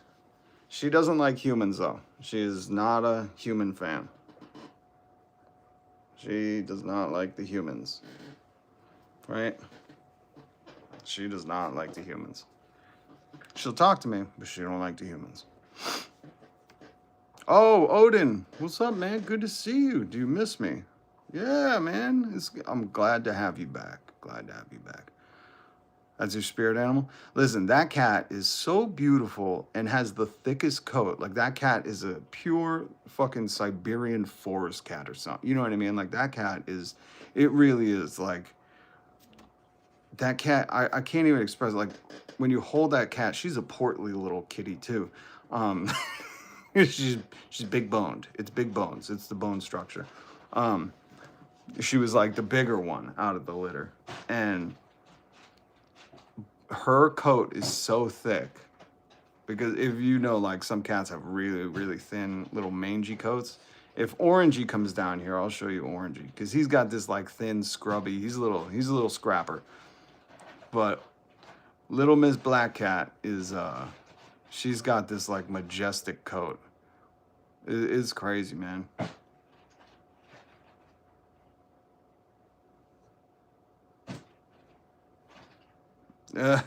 We got the MAGAs in here getting. I am Charlie Kirk. Yo, it's so funny how like they did a monster truck rally to honor that Klan member, and now he just like, they don't give a shit. Is Erica banging the president or something? I don't know. I don't pay attention. I don't give a shit, you know. Oh, a white racist dude paid for by corporate billionaires died. Okay. He was trying to bring us back to the 50s in the worst possible way, you know? Like, he advocated for what happened to him. Klan member, yes, a racist. Klan member. Hold on. What do you want to do, little girl? Hold on. This little kid, I don't know what, she's like causing trouble. She's the least mischievous, very chill cat, but she just don't like people. She'll talk to me all day long, but god damn, I can't do this with you people. Example, just shut the fuck up. How can you support Charlie Kirk and not heard his most fucking famous thing where he said, if I see a black pilot, I'm gonna wonder if he's qualified. That is fucking race. That's the definition of racism. Just like the definition of war crimes is if people are stranded in the water after the first drone strike, they are non-combatant if they're stranded in the water. Like, it's the definition. Like, Charlie Kirk saying, if they have a different skin color, I'm going to not know if they're qualified. That is the definition of fucking being racist. And some people don't know it. Like, goddamn, when I say I want America to be good, that means I want us educated. I want us to be able to pinpoint fucking racism and call it out right away. Like, the fact that some people are like, example, I love him, and don't even know. It's like, you don't get the definition of racism is seeing someone going, oh, different skin color, I wonder if they're qualified for that position. Definition of it. Holy shit. There is no out of context. That's the context. You could tell who's a real maroon, as my mom used to call him, by people who are like, yeah, you took it out of context. It's like, no, that was the whole context. Anything, if I said anything outside of that, that would be the rest of the nonsensical shit. And you'd go, well, that doesn't make sense. What's the context? You guys are so fucking stupid. It's unreal. And I'm done talking about that Klan member. And if you don't like it, guess what? Go start your own YouTube channel and make a song meme about how you are him or whatever, you know, and then go advocate for what happens to you. It's so funny. Like, he was the definition of FFO. Okay, so nobody has seen the 50 Cent Diddy doc. Do you think that hip-hop culture was on trial as much as Sean Combs was? No. Look, if I didn't say anything, you would have interpreted it as hip-hop is fine with this bit. If nobody watched it, I don't know if I'm going to talk about it, because you have to see this documentary on Netflix, which is now owning HBO Max. And Probably going to try to put movie theaters out of business.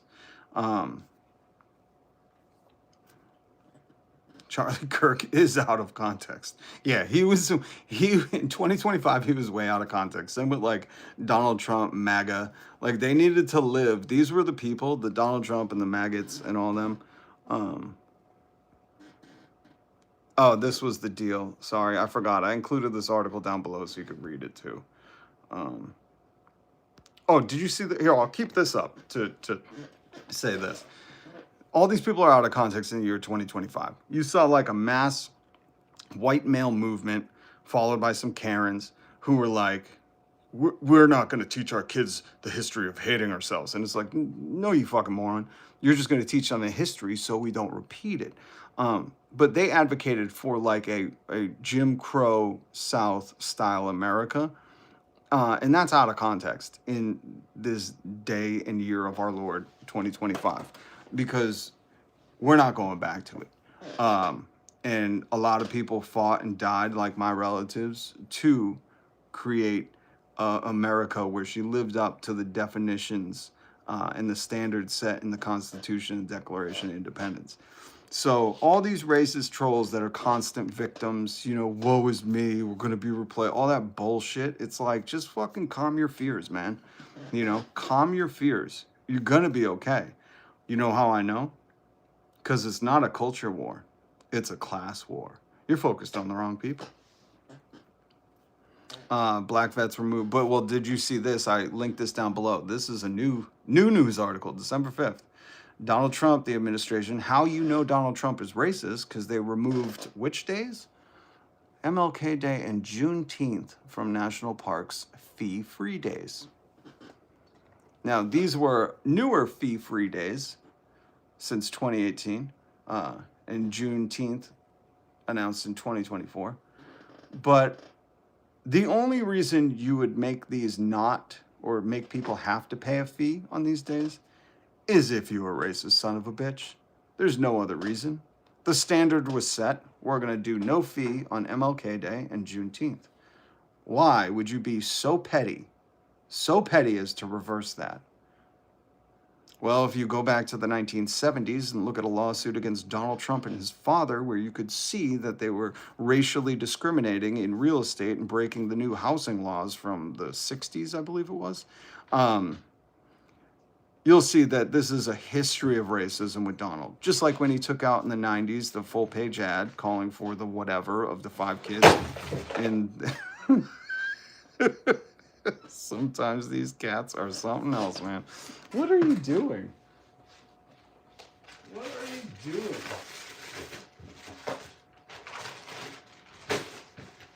What are you doing? Do you want to go out? Come here. Come here. Look. Do you want to go with your friends? Hey, come here. Okay, you don't. So don't.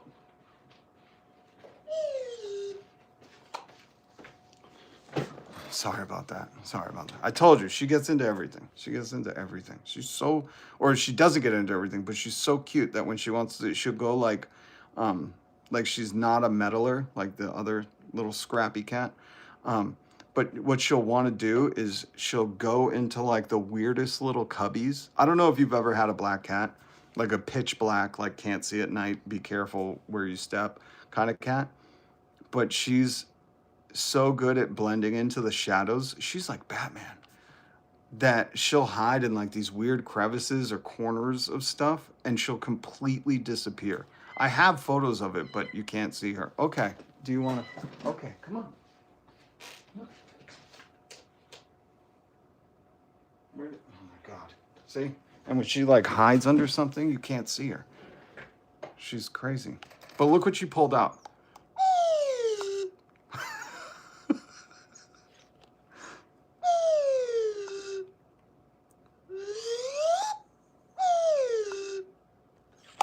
Oh my God. Oh, Peter is a sensitive one. You're getting information from someone who talks about their cat. Peter is a sensitive one. Be careful of people like that. I want to take this moment to reassure people that there are going to be people like that. You know, that they're going to go, oh, be careful of somebody who talks about the class war when they're sharing their cat story. What is he, trying to humanize himself? I don't trust anybody who has a cat. Like, what are you telling us, Peter? That you're chicken shit? You're too scared to own a cat because you think guys will be like, oh, he owns a cat? It just says so much about you. It really does. And I encourage you to live the life you want to live. Don't be scared of what other people think, really. If you enjoy animals, I don't care what it is, go and love those animals. You know, have a pet. You really should. Stop being one of those people that says stupid things like that. Oh. Yo, you get your info from a cat? I do, Odin. He's on to me. It's good to have you here, Odin. It's been a while, too. So yeah, so this is, you know, just more proof. It's frustrating because you see MAGA always going, oh, they just say everything we do is racist. But it's like, well, just stop doing racist shit. You know? You know, this is like, why would you pick those 2 days to impose fees again? Why those two? Out of all the days. It's like, fucking do a fee on President's Day and then donate it to the George Washington fucking dentist fund or something. It's because they're racist. The government. Does anybody listen to Rage Against the Machine? Anybody? God damn. I miss the 90s. I miss the 90s. They're afraid of women and knowledge, too. That is true. Sinueta Nunya. That's a great name. That's a great name. Let me get on here and debate you. Yeah, I'm going to give some troll fucking time. Here's the thing, by the way. Hit subscribe, hit the notification bell. I do have people on. Darine from France. She came in and talked to us about France. We had Ku, who was in Egypt and told us how much a Big Mac was in Egypt. So I do love having guests on. But if you think I'm going to have some MAGA-ass troll probably fucking calling in from Eastern Russia to spew your regurgitated facts that don't care about feelings that you get from Ben Shapiro and Tim Pool and the other corporate fucking legacy media bullshit, Fox News, entertainment, Joe Rogan, swimming in CIA and Palantir friends, I'm not going to do it. This is my hobby, doing YouTube, and it's my passion, and I love having my show, and I've worked hard to almost hit 10,000 subscribers. Thank you for everybody who has hit subscribe. And if you think I'm going to waste any fucking amount of time having some racist defender on, you're fucking crazy. But here's the thing. You can start your own YouTube channel. That's the funniest thing when people are like, have me on and debate me. Right there, it tells me your fucking intellect is that of probably like a fucking a bean, you know? Like a kidney bean. Like that's where you're at, you know? Because you can just do your own YouTube channel. Are you moronic? Do you not understand? Like, I didn't get a special fucking blue validation check paying Elon Musk every month to have a YouTube channel. You can go and do one, and you can regurgitate any dumb shit you want. We see it all the time with Tim Pool, and, well, a lot of these people have had to move to Rumble. I wonder why that is. But you could go do that. You don't need me to debate you. I know you see a fucking person who is confident in who they are and not scared to be judged by people saying, oh, he has a cat, huh? And I go, yeah? What are you, a fucking loser? You don't like animals? My God. But you're not going to take my energy or my time. But I will, because I do encourage the human spirit to fly its highest. I will tell you, you can start your own YouTube channel. It's free to do. You're already on here. Speaking of flying high, you guys see this? I like to read the Bible once a day because I love, if you don't know, the red letters are what Jesus said. And Jesus said, for John the Baptist has come neither eating bread nor drinking wine. And you say, he has a demon. The Son of Man has come eating and drinking. And you say, look, a man who is a glutton and a wine drinker, a friend of tax collectors and sinners. Yet wisdom is vindicated and shown to be right by all her children, by the lifestyle, moral character, and good deeds of her followers. Now, for those who may go, well, what the fuck are you talking about, man? This is out of context. Just so you know, what Jesus was talking about is he was condemning the people who reject him and John, and basically saying, you know, you're judging us on these false pretenses, on these feelings that you think are facts. That John was different. They labeled him as being possessed or mad, but he was actually strict. Like, he lived a very strict and reserved life. So he didn't partake in the social norms of the time. Jesus, in contrast, came to minister people directly. He got in there with the people. He said, love is action. Faith is when your belief meets action. You got to be doing stuff, healing them, not asking them for copays or if they work full time, or saying, you should get a job, you lazy bum. I'm not going to feed you. Remember when Jesus had the loaves of bread and the fish, and he said, is everybody working full time? Because none of you bitches are getting this SNAP if you're not. Do you remember that part of the Bible? No, because it didn't happen. He just fed everyone. And Jesus was hanging out, socializing with tax collectors and even the sinners. Jesus walked among the sinners. So now that you know that, when you say Jesus called them, you know, called him saying, John has a demon and this dude's a glutton, why do you think? It reminds me of people that walk around today with a cross on their neck, like Karen Levitt, and these maggots that you see saying, oh, you're just a grifter, you're the da-da-da-da-da. You know, all their accusations are usually admissions. And when I was reading the Bible today, which you can do, the Bible is free, you can find it at any hotel drawer. But when I was reading it, it's Mark 7:33. Two good numbers, Luke 7 and 33. So you can't forget it. Just go to Luke. But when you're reading this stuff and you understand, oh, there's a shit ton of people out here saying, oh, look at that guy. You know, he hangs out with sinners. Yeah, I hate to break it to you, if you were around when Jesus was here, I hate to break it to you how you'd be acting. You'd be, excuse me, ICE. There's a brown guy here healing everybody, saying they don't need to work for SNAP, taking all the government resources. So, wah, wah.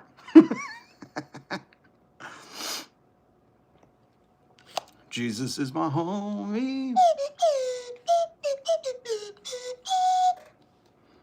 I try to live like the radicalist man, 'cause he is your imagination. I'm glad you like my song. Jesus built my hot rod. All right, Primus, we got one. We got one. Great double bass in that. Gotta go. Good night. Good to see you, Odin. Stay safe. Much love. Raise your vibrations. Hot track. Oh, ministry? What was Primus then? Why don't I have a big brown beaver? MAGA would deport Jesus. We talked about that in yesterday's show. There's a church with their nativity scene here in Massachusetts that removed the Jesus, Joseph, Mary, and just put up a sign that says ICE was here. Call loose if you see ICE.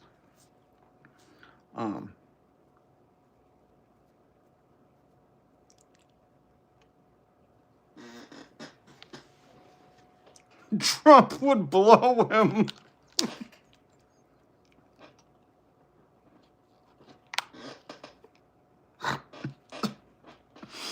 Oh my God, that's so fine. That's such a amazing comment. Holy shit. Trump would blow him. Shelve it underground. Oh, appreciate you.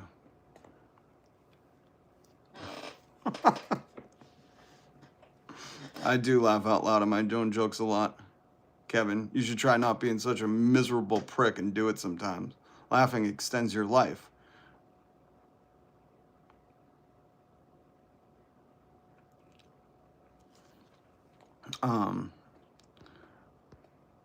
Okay, I think that was almost everything. Yeah, we covered that. We covered the $82.7 billion deal. Isn't that funny? Like, I feel like, remember the days where it was just millions of dollars? Now everything's billions of dollars, and they're telling us we're lazy and entitled because, uh, because we want to eat food and not die. They're like, these lazy, entitled assholes. They want to have health care and not die. Hey, Kevin, I don't like your energy. And 311 taught us that amber is not the color of your energy. No, I have not always been a Christian. Interesting story. I can't go into it now, but no, I challenge the faith a lot. And I think that's a good way to come to the faith. I think there's too many people in, especially middle America and the Bible Belt, that just grow up propagandized and they don't know anything else. So they just believe it just to believe it. It's not that they have faith. And you see that because their actions don't meet their beliefs. This is very easy to decipher, folks. Jesus wrote the shit in red. You can read it, and you can read how he said the greatest commandment is love your God and love your neighbor unselfishly. So it's simple. You just got to live with some love in your heart. And that equals your faith. Your actions plus your belief means you have faith. And there are so many people who in this country just are immune to what even the Bible says. It's not even that, like when I was growing up, the Catholic priests would read it in Latin so we couldn't understand, which I had an issue with. I was like, what are they trying to keep from us? Forcing me to speak Latin? What the... But there are so many people propagandized into the belief that Jesus is king and that's it. And it's a hollow faith. And these are not my words. You can read Jesus' words for yourself. He will tell many of these people, I do not know you. Get back from me, Satan. And that's what we're seeing. You can watch it every time the White House has a press conference with Carolyn Leavitt holding a little cross out there, with Stephen Miller, rampaging, with Donald Trump holding a Bible upside down and then calling it 2 Corinthians, like these are frauds. These are hucksters. These are the people that Jesus warned you about, said you need to be wise as serpents, kind as doves. These are the wolves in sheep's clothing that are out for you. That's why I showed you that verse, because it reminded me of today. There's so many people that go, oh, look at this guy, And they do that, but an unshakable foundation in understanding Jesus' love does not allow these vibrations to affect me.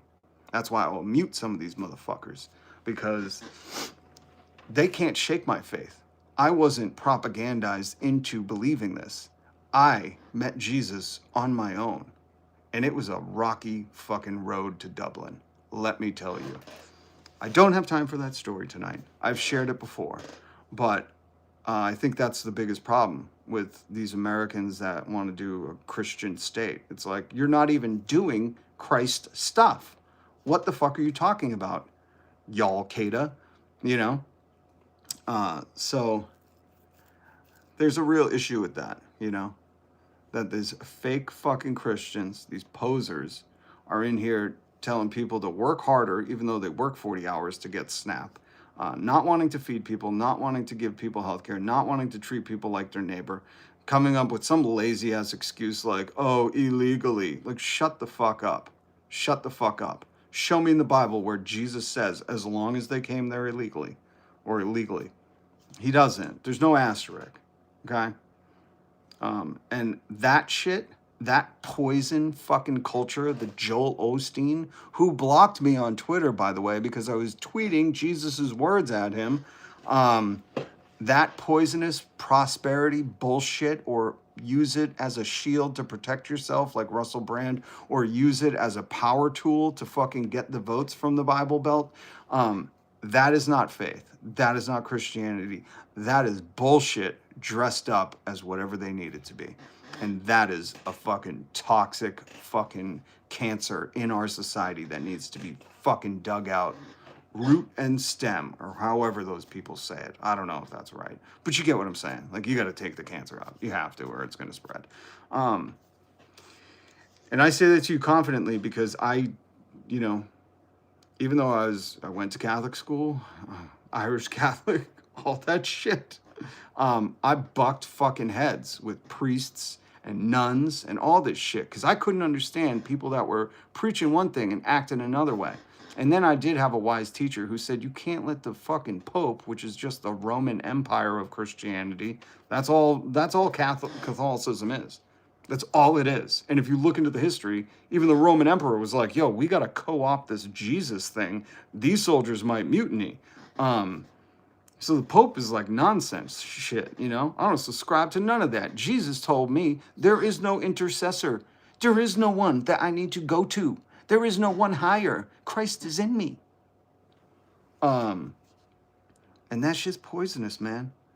And if you didn't come to it on your own and you were just fed this stuff, day and night, tooth and nail, file and chisel, sword and stone, iron sharpens iron, whatever you want to say, metaphor here, it's poisonous because these people, sometimes these Christians, haven't even read the fucking Bible, but they just, wear the shirts, get the tattoos, listen to the fucking music, and think that however I act is justified. And I'm like, no, you're a Catholic. You just think you go to, you go to your weekly fucking confession and it's all wiped away.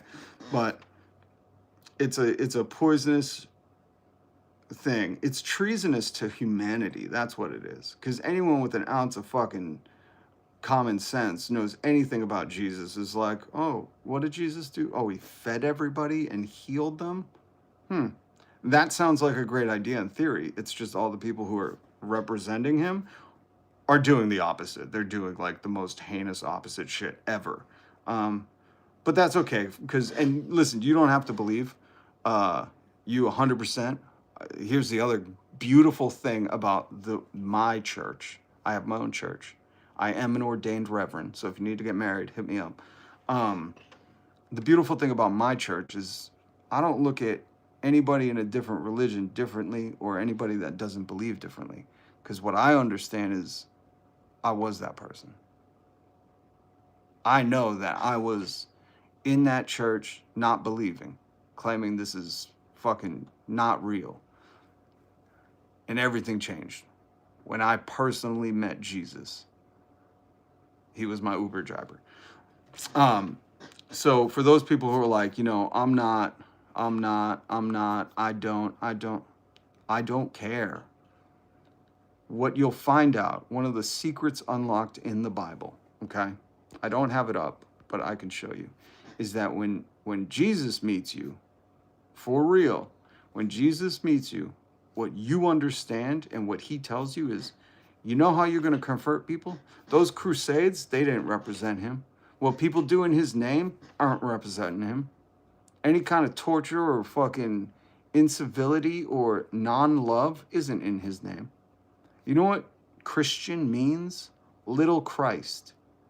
You know how you convert people? You know how people come to the faith? They go, what the fuck is that guy's deal? Why is he so kind, giving his shirt off his back when he has nothing? Why is he always looking out for me? Why is he standing up for other sinners? Why is he eating and drinking and being merry with the tax collectors and the sinners? Why is he defending their human rights? What is going on with this dude? And I say, because I'm trying to live like Jesus did when he walked this earth, even though he's your consciousness, he's your imagination. The Bible is psychological, if you read Neville Goddard. So I want people to understand that too. When you meet Jesus, he will ask you if you're a Democrat or Republican. That's right. And then choose wisely, like the old Indiana Jones did. Ask Jesus into your heart and confess your sins. You're getting there, Congratulations. You just came to church and are trying to meet Jesus. You should look at what happens after Jesus comes into your heart. You could just read his words on it. You could just read about what happens. If Jesus is actually in your heart, this is how I confidently know who's a Christian and who isn't. Here's the life hack to the Bible. When Jesus actually lives in you, you care about humanity. You care. What did Jesus do for the humans? What is that one famous thing that Jesus did for the humans that Karen Levitt wears on her neck? What is that thing? I think it's a cross. I think it's a cross. So what did Jesus do for the humans? Oh, he died for them. That sounds like a bigger sacrifice than feeding them.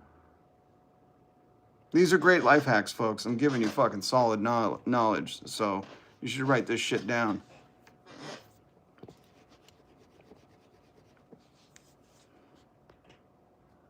And there will be demons in the chat. I see you. I see you. The demons, remember this, man. The demons that walk upon earth, they know the Holy Spirit. They know Jesus very well. They're terrified of him. When light walks into a room, that fucking darkness hides. It disappears. It disintegrates. So, oh, what's up, J66? You can argue with me, but everything I've read on the Christian grooming organization says otherwise. What conversation is happening here? How you doing, J66? Good to see you. Good to see you.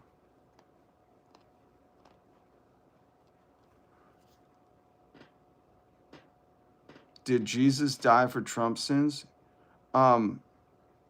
Is Trump part of humanity? Here's the thing. It's not tricky. People try to overthink this. Of course Jesus did. But some people spit in his face. You understand that, right? The way some people live in life. That's why you hear Trump. He's like, do I think I'm getting into heaven? Probably not. The way you live, if you're not Christian, this don't apply to you. Okay? Just listen and enjoy the tale of a magical, radical, anti-establishment hippie who never carried cash, didn't own a home, had no job, and fed the homeless and defended the sinners.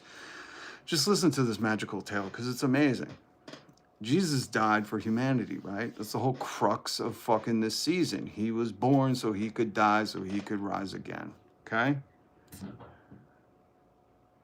But there are some people that are like, ooh, that's a good fucking story to manipulate and take advantage of people. And Trump has done that. Like, he's never been a Christian before. Yo, this dude's been in the media forever. Go point out a fucking thing in the 90s where this dude's praying. I'll wait. You know? Where the Christian religion began and the correct answer is Catholicism. Well, J666, were you here when I said Catholicism is just the Roman Empire co-opting Christianity? That's it. So how are we supposed to know who's the good guy and who's the bad guy? If the demons don't come with the light, my friend. And that's what I'm saying. You already know the answer.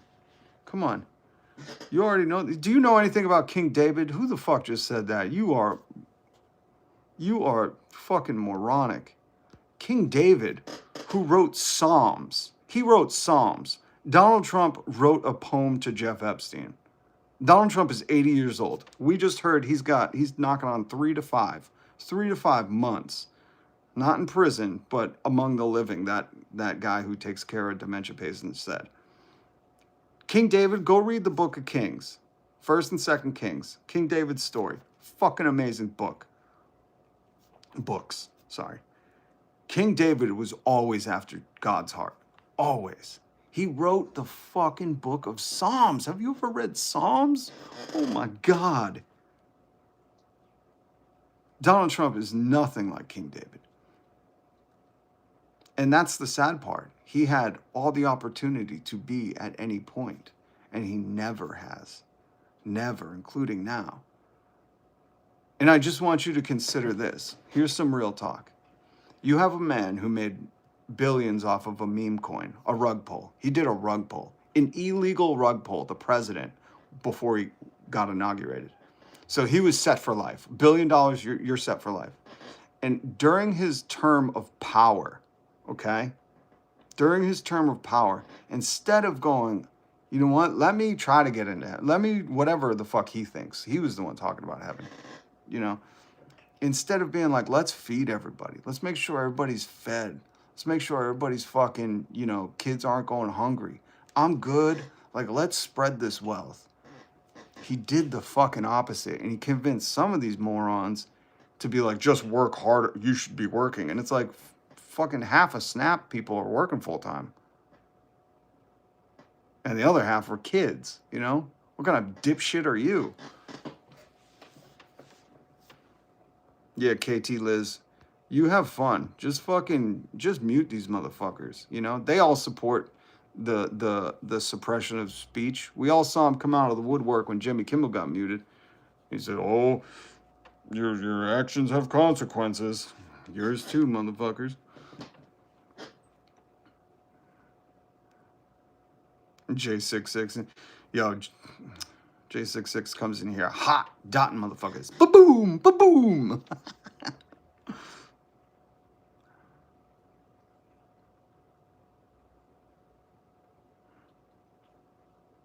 If Grandma can't, I'm just going to call him Grandma Cankles. Grandma Cank, because he does so much makeup. It wasn't a mispronunciation. I'm just going to call him Grandma Cankles. Is falling apart in front of the press. Can you imagine the horrors that happen behind closed doors? I'm telling you, man. Listen, here's my plea to the press and to everybody who is surrounding Donald Trump right now. Like, film this shit.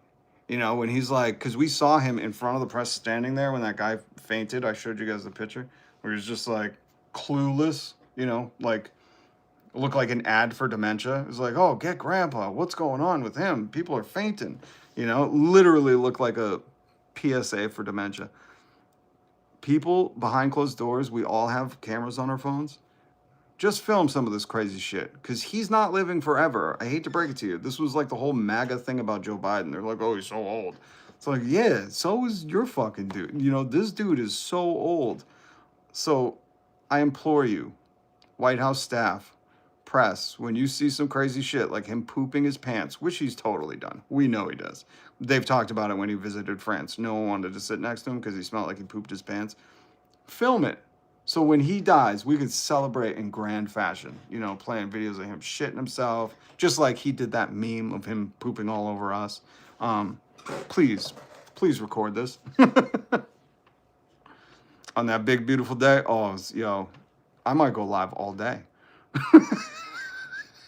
I might go live all day.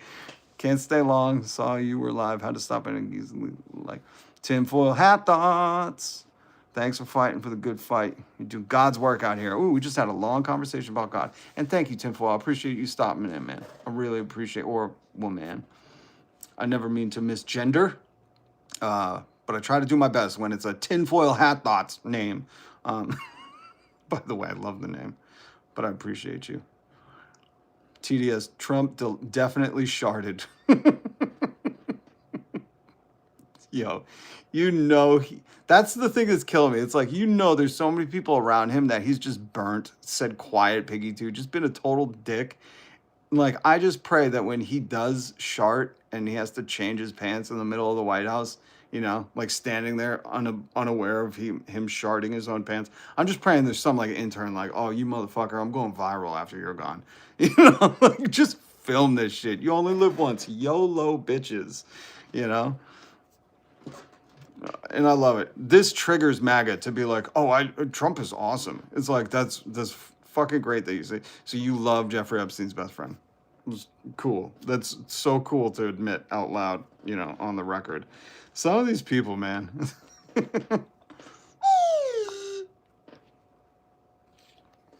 All right, guys. They got one. Oh my God, you're right. M. Burns, they got one of his sharts on sound. You're right. Wait, who's Felix? New subscriber. Oh my God, thank you so much. That means the world to me. I appreciate you. Thank you for pointing that out, KT. By the way, Jess, or J666. Sorry, I hate that YouTube changed the names. KT got modded today. They love the man who blew Bubba. Yeah, you can't deny it. They all want to brag about it so much.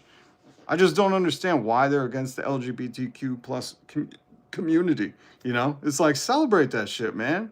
Have him come full out the closet. He's always dancing like he's jerking giraffes, you know, to YMCA. It's like, embrace that inner self, man.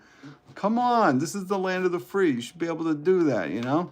If Melania has a brother and you've been eyeing him, go for it, as long as everybody's above age. Fart. Oh, Zen Ali's here. What's up? Are you not interested in AI? I am. Listen, I have a conscious thing when I use AI. I'm like, how many bathtubs of water did I just disintegrate? You know, so I try not to use it that much. I know I'm weird, but I'm one of the old folks now where I'm like, I just can't kill the planet that way, you know? I'd rather read a book, kill it that way. JD Vance is going to try to start a cult 100%, but do you think JD Vance has the charisma? He looks like fucking if Disney did was it Pinocchio 2, the IRL version? You know, he looks like Pinocchio, like a wooden boy wished to be real. You know, that's probably why he has such an obsession with couches. But he's just not he's not charismatic, and the cult needs charisma. They need someone who is unabashedly unashamed to be everything that Donald Trump is, and he's a lot of shitbag things, you know. And JD Vance is a chameleon. Remember, 4 or 5 years ago, JD Vance was calling Donald Trump Hitler. Remember that. JD Vance was saying that about him. So most of these politicians their only talent is being a chameleon. You know, they're who you want them to be when they're in front of you. So when you're a chameleon like JD Vance, you don't have that self-confidence to be like, this is what we're doing. And even in his dementia, Donald Trump is like, I'm confidently shitting my pants. And that's cool now, you know? And MAGA's like, okay. You know, they're all like, we're going to do it too. So, yeah, they're just puppets. That's it. That's it. Somebody called me a Democrat? God damn, you moron. Moron. I'm not even going to go into what I am politically, but you think I'm a Democrat? That's the other problem. Donald Trump really made stupid people very confident. You know, you see confident stupidity out everywhere. They're like peacocks. They're just showing their plumage, being like, look at how stupid I am. They're like, hey, everybody, listen to me. I'm a fucking moron. But I say it loudly and proudly. It's like, God damn. Ah.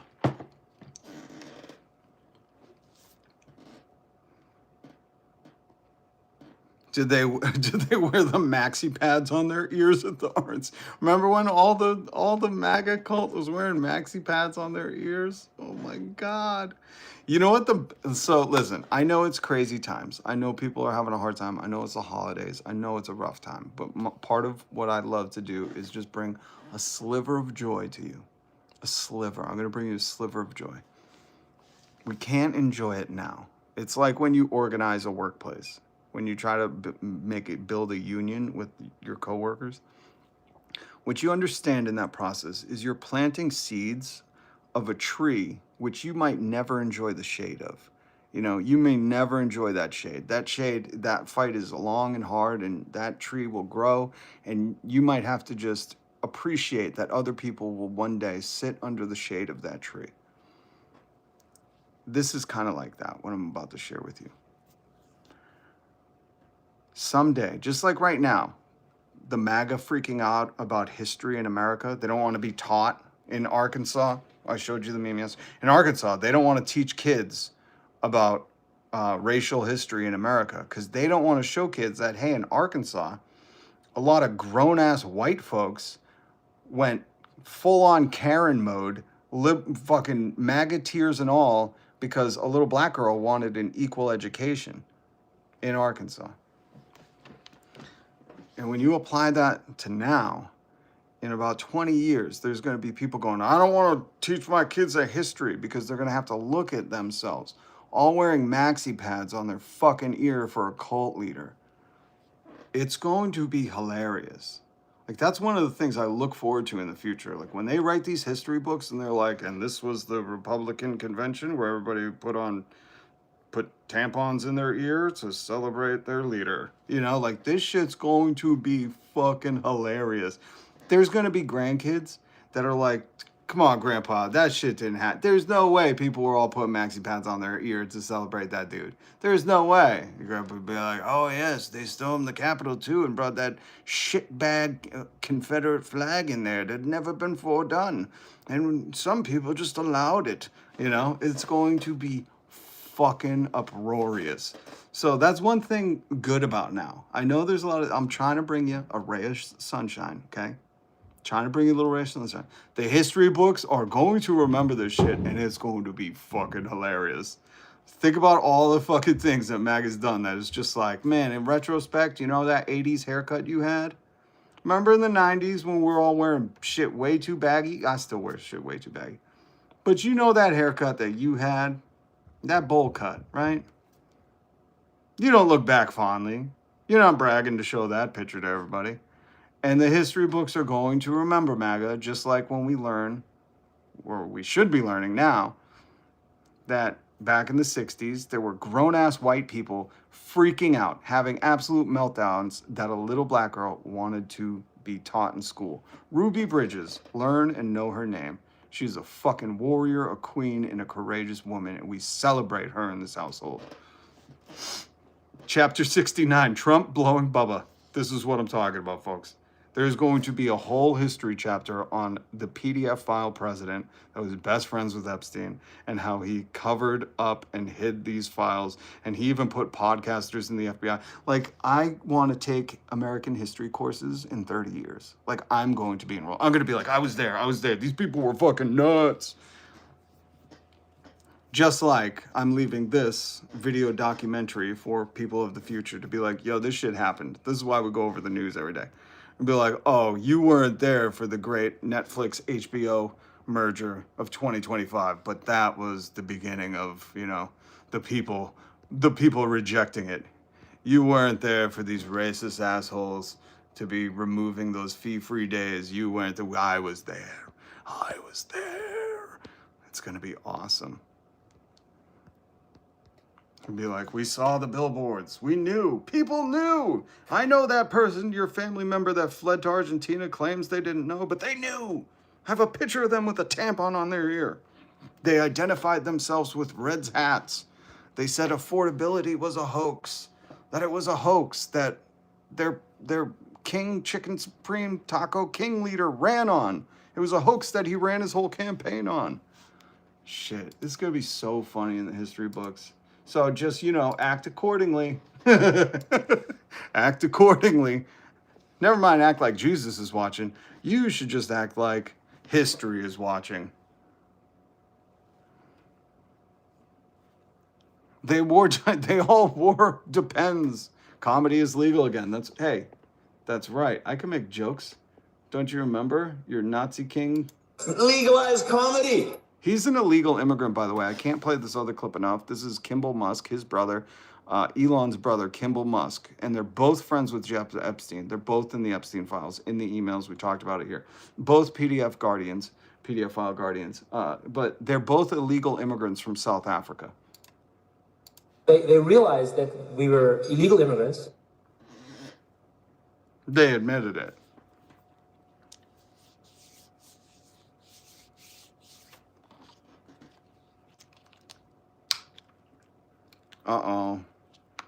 Uh-oh.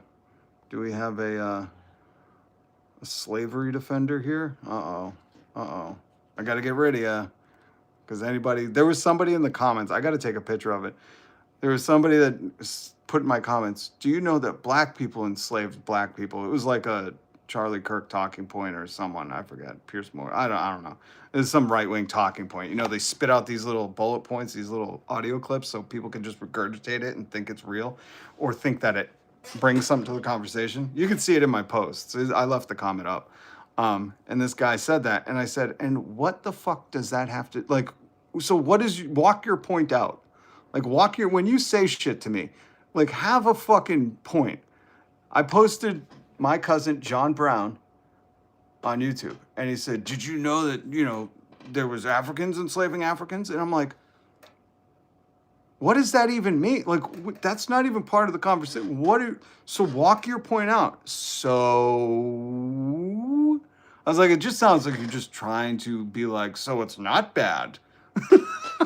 Like, really, I want you guys to understand this. When some people say some shit that is like a, you know, one of these right-wing grifter talking points, Dan Vagina or Cash App Patel or one of these podcast frauds, just tell the people, okay, walk your point out. Keep going. Where are you trying to go with that?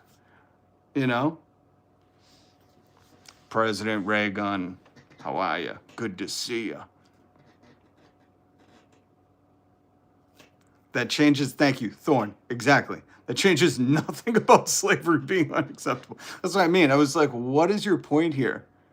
I just can't figure it out. But some of these people think they're like, oh, I'm going to dunk on this fucking dude. Watch this shit. And all you have to do to them is go, and? It's an old improv trick. You go, yes, and? Even though I don't believe the yes part, but you just go, and?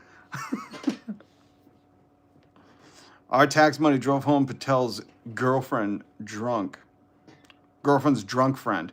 Well, did you see the Cash App Patel? Yeah, is Lyft. FBI is Lyft now. He's using like taxpayer money to fucking fly himself around. It's all criminals. It's all criminals in the fucking in charge right now. Do I like anything at all Trump has done?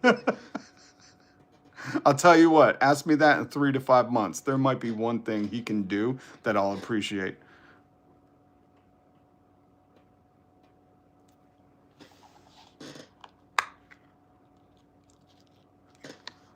When you talk to a political commentator, they probably have all the responses to argue for their side. Well, the thing is with that is there's Ben Shapiro Ben Shapiro has done interviews where he says that. He says, I just have talking points. And what they do, you can watch this.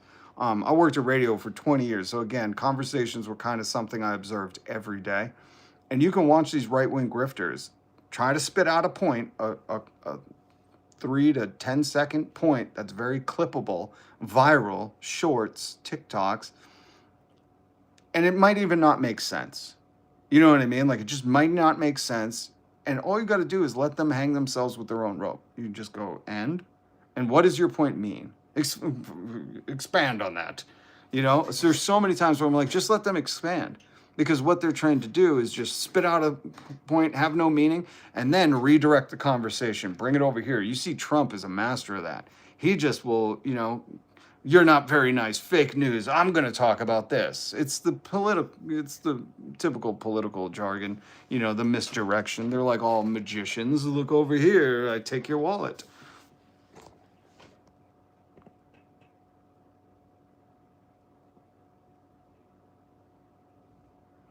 Who is this man? Who is this Charlie Kirk y'all speak of? James Tiberius Kirk? He is J66. You know, he was a nobody. He advocated for what happened to him. That's all. He was a turd. Neon Monkey, good to see you. Good to see you. Kids who live at home, don't pay any bills, are unemployed, think the economy is great. Well, yeah, because they're agreeing with Joe Rogan, who's like, you know, cutting billion-dollar deals with AI companies. And he's like, I don't know, man. What's an egg cost? $100? Everything's fine. You know, they're agreeing with the rich people that are like, just trust us. Shit's fine. We're billionaires. You're cool. And they're like, all right. Wait until like Tommy Loren. They get off their parents' insurance. And they're like, oh, shit, this is what you guys are talking about? Oh, yeah, this is miserable. Good to see you, Neon Monkey.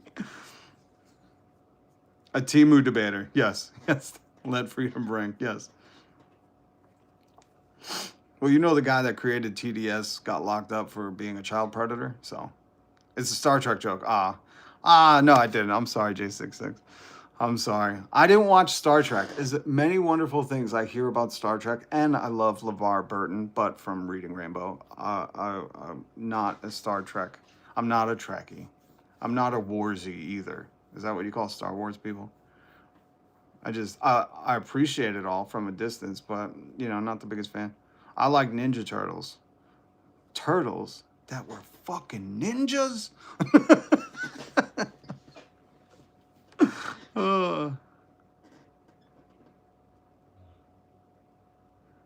Oh my God. Everybody, I think we got a mentally handicapped person in here. Sean Dunn. Oh, poor Poor little guy, he's a moron. Kirk is from the 60s, yeah. Well, from what I've learned, and I've never taken the time to watch Star Trek, but it's a great socialist show.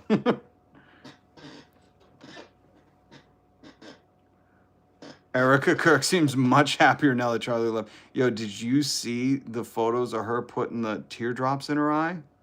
Did you see that? I mean, it's such fraud. And I can't even follow that Charlie Clan stuff. I just call him Charlie Clan.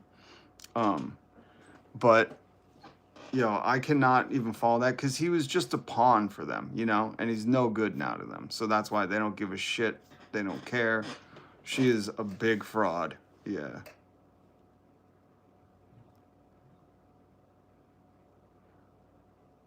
Saddle up. Oh, you mean like Trump did for Bubba? Saddle up, big boy. Yeah, just you keep praying that an 80-year-old's going to make it another 3 years. Keep praying, man. Every night. Get on your knees, just like Trump did for Bubba.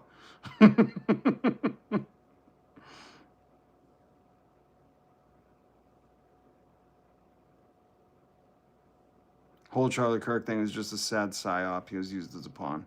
Yeah, I've heard that theory too. That just like the National Guard people, there's a lot of theories floating around that these are like, sacrifices to try to spark some kind of military intervention for the regime.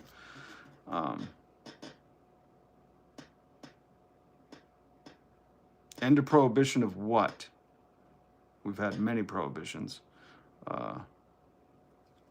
Sacrifices? Yeah, just Google it. I don't want to go to tinfoil hat. Actually, don't Google it because most of the people who are chasing those things are like these right-wing grifters. So don't. Sacrifices as in like, so just a quick Cliff Notes version of this is that Charlie Kirk was a sacrifice, just like the National Guard members were, to try to spark some kind of revolt. So that's why immediately, before there's any information known, Donald Trump is tweeting it and getting on camera saying, this is the crazy left. And if you know anything about the woke left, we are humanists. We believe in healthcare, feeding people, loving people, letting people be who they are. We mean freedom, personal sovereignty means you can express yourself how you want. We truly want to care about people. We want to nurture our communities. We want our communities to blossom. Most of us are against violence. There aren't all of us that are against violence, like my cousin. He felt, gradual change meant death and suffering for a lot of people, so he took action. But there are a lot of us that want healthcare. Like the left is so woke, we just want taxpayer-paid healthcare.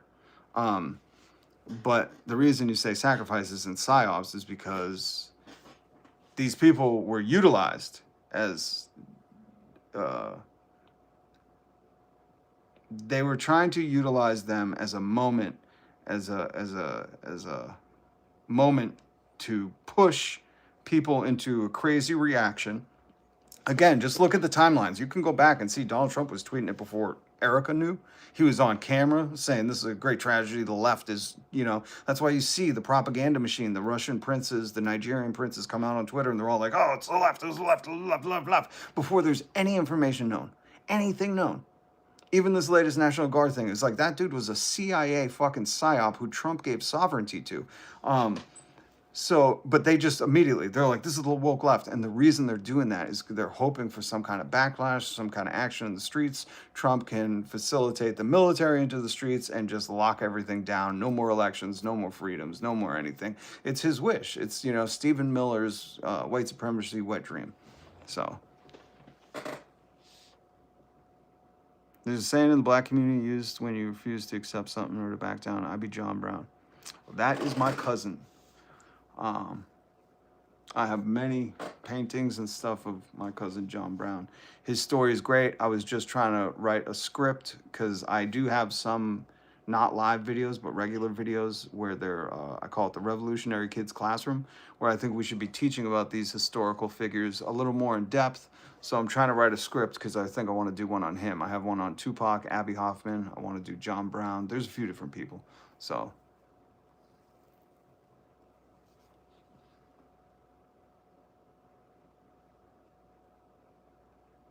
stop playing in the left-right paradigm. I'm supposedly a right-winger, but I agree with 90% of what you said.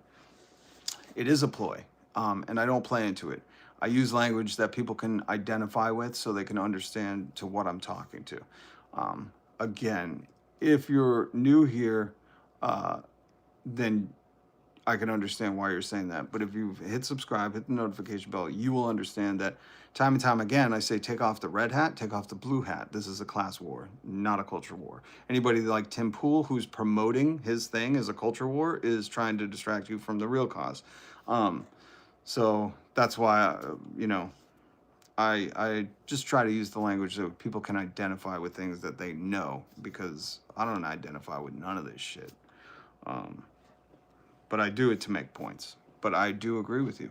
And I don't think you're a right-winger if you agree with 90% of what I said. I think a lot of these people have been duped, just like religion. They've just been fed it since birth.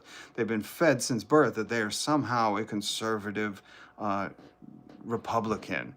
And I've been around long enough to understand that conservative Republicans used to mean, no new taxes, limiting regulations, so it was good for the corporations, and conservative family values. But if you look right now, Elon Musk, his dad married Elon's stepdaughter. I mean, Elon Musk's dad married Elon Musk's stepsister.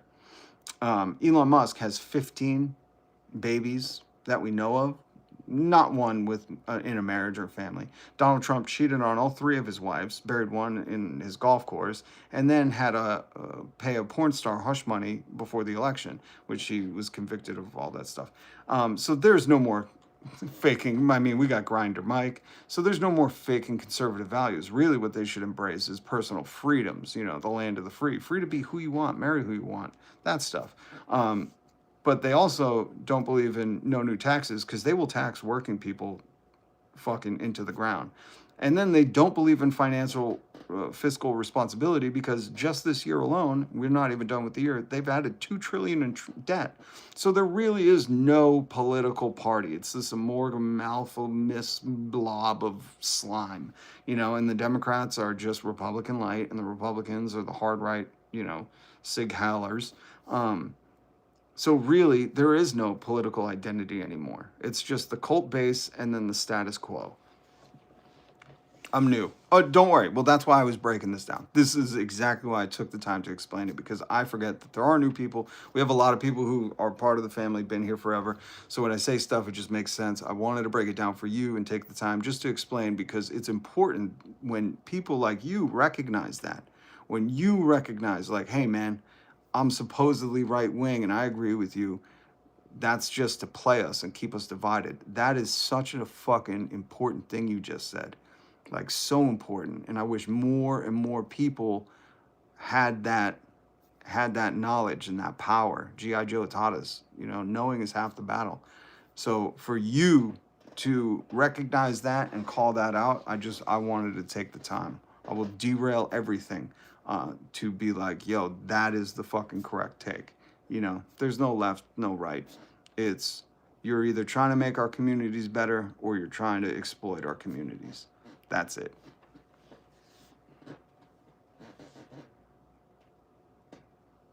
The old man at Harper's Ferry. I got a couple of great books. There's a new book I want to get on John Brown. He did not give a fuck. Pretending to be an enlightened centrist. What the fuck are you talking about? You're definitely new, you giraffe jerker, or whatever your name is, because I've always said, since I was 15, if you're a centrist, you're sitting on the fence. If you're sitting on the fence, you got nothing in your nether regions. Fucking get off the fence and take a stand for something. You either stand for what the political establishment stands for, letting corporations run fucking train on this country. No taxes, no regulations, that's all they're...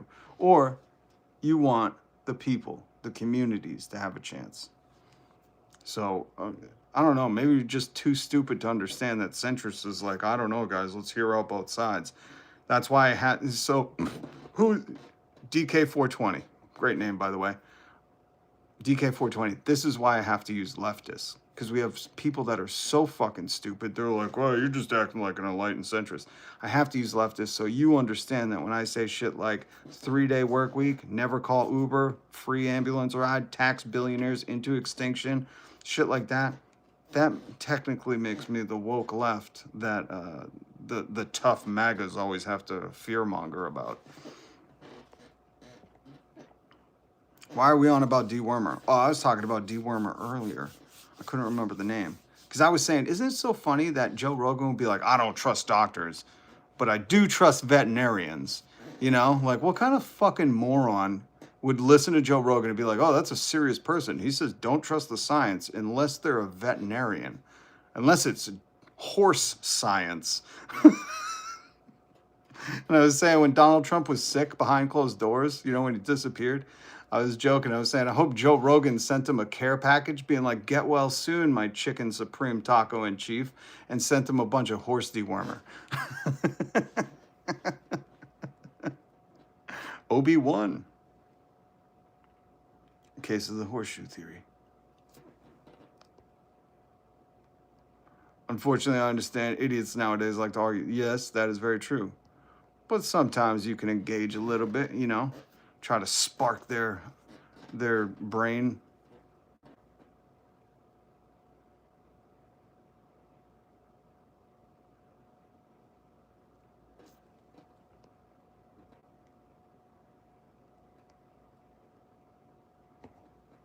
You're a goof. Why, thank you.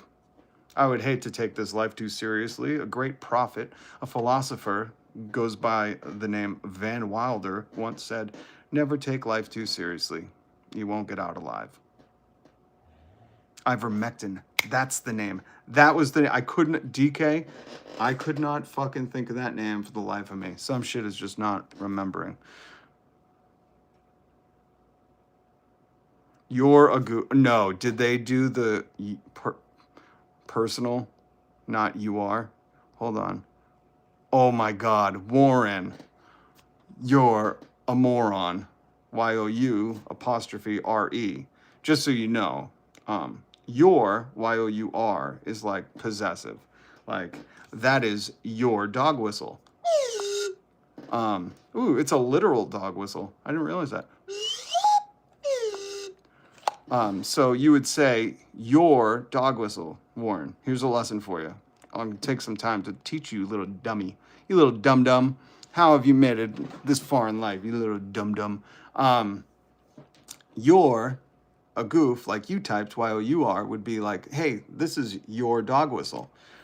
You're a goof, you would want to spell Y-O-U''RE, like you are a goof. That's the apostrophe. It's a hyphenated word. Or not a hyphenated word, but it's a, what's the name? So, Warren, you know, if you're going to diss me, you are going to diss me. You should do better. Do better. It's a slide whistle, not a dog whistle. I know, but it's a dog. It's a little dog. It's a little wiener dog. And I thought it was funny. Dog whistle, you know, the double entendre. All right, guys. I gotta go. I'm trying to work on this John Brown video. I don't want to use AI, but I just don't have the time to like edit. I could just do still shots, I guess. But, you know, that's the other, like, I have such a conscious issue with AI. I don't want to use it because people are like, you know, being suffocated in the data centers. But also, I'm like, everyone on YouTube does, and I've, you know, I don't have the time. I don't know. I wish this channel was big enough where I could hire an editor, so I could write stuff, record stuff, and then send it to someone. But I'm not there yet. I'm working on it. This has been a long time coming. I put my heart and soul into this channel because I love building this community, and I think we can have a better tomorrow. So, contraction. That's it. Thank you. Thank you. That was it. That was it. Thank you, Kevin. Oh, Obi-Wan, I'm sorry. I've been here for, Jesus, over 2 hours. You suck. Well, thank you, Ghost Facts. The great thing about these comments are your shit don't affect me. Everyone check on your neighbors if you can. Yes, 100%. Make sure your community's doing good. Help others when you can. And W Stream, appreciate you. Let freedom ring. Please hit subscribe, hit the notification bell, and I'll try to go live tomorrow because I forgot there was some little taste of the Epstein news. But if not, make sure you hit subscribe and the notification bell because if I release that John Brown video, you got to let me know what you think. What should I correct? Really, why I started doing Revolutionary Kids Classroom is because that PragerU, the Prager kids, they are teaching this bullshit propaganda. And I was like, why do we? Well, I know why we don't, because media doesn't give a shit. You know, they're not Mr. Rogers, LeVar Burton. They don't care. They're not going to counter it with anything. And I felt like I need to create something where we can teach kids what true fucking heroism is, what true standing up for what you believe in is, you know? So, President Reagan, good to see you. If you were timed out, you're timed out for being a fucking knucklehead. That's why. Stop complaining, especially you people that were cheering on Jimmy Kimmel getting silenced. Barbara. Oh, go start your own channel, you dumb bitch.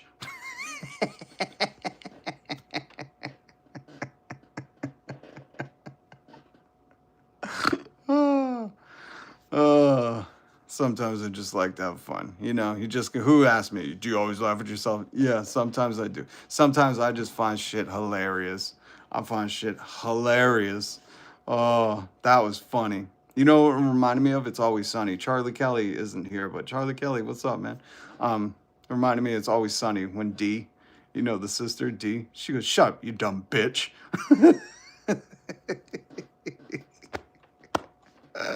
I summoned my inner Dee. She's a bird. Oh my God. You guys are the best. All right.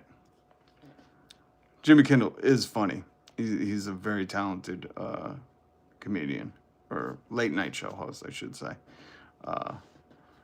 But I don't give a shit who anybody finds funny, as long as you recognize that Joe Rogan is not a comic. He steals jokes from Brendan Schwab. So, Thorne, good to see you. KT Liz, DK, Obi-Wan, President Reagan, Western Mass in the house. Oh, awesome. I love the fucking Berkshires. You guys still have the Jazz Festival out there?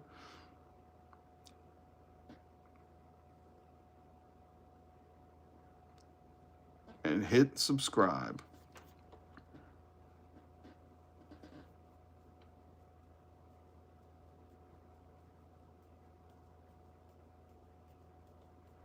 Some of these people, man, it's I wouldn't remain neutral on Joe Rogan. You should just listen to all the Palantir and Peter Thiel friends he has on and how they advocate for that shit. You know, he's a fraud. But Always Sunny's reference if you don't know. Yep. Oh my God, DK, listen. Did you see Burn the Boats? Go watch Joe Rogan's comedy special and tell me that that's funny. Maybe you and I have a much different taste in comedy. I don't want you to agree with me on everything. I feel like as an old head, I have a responsibility to look out for young people. And, you know, friends don't let friends watch Joe Rogan. All right, guys. Take care. Manifest your whatever you want in this life. Be good to each other. Love each other. That's Jesus's order, okay? He didn't say, hey, are you working 40 hours a week before I give you this bread and fish? He just said, feed the masses. All right, guys. Peace.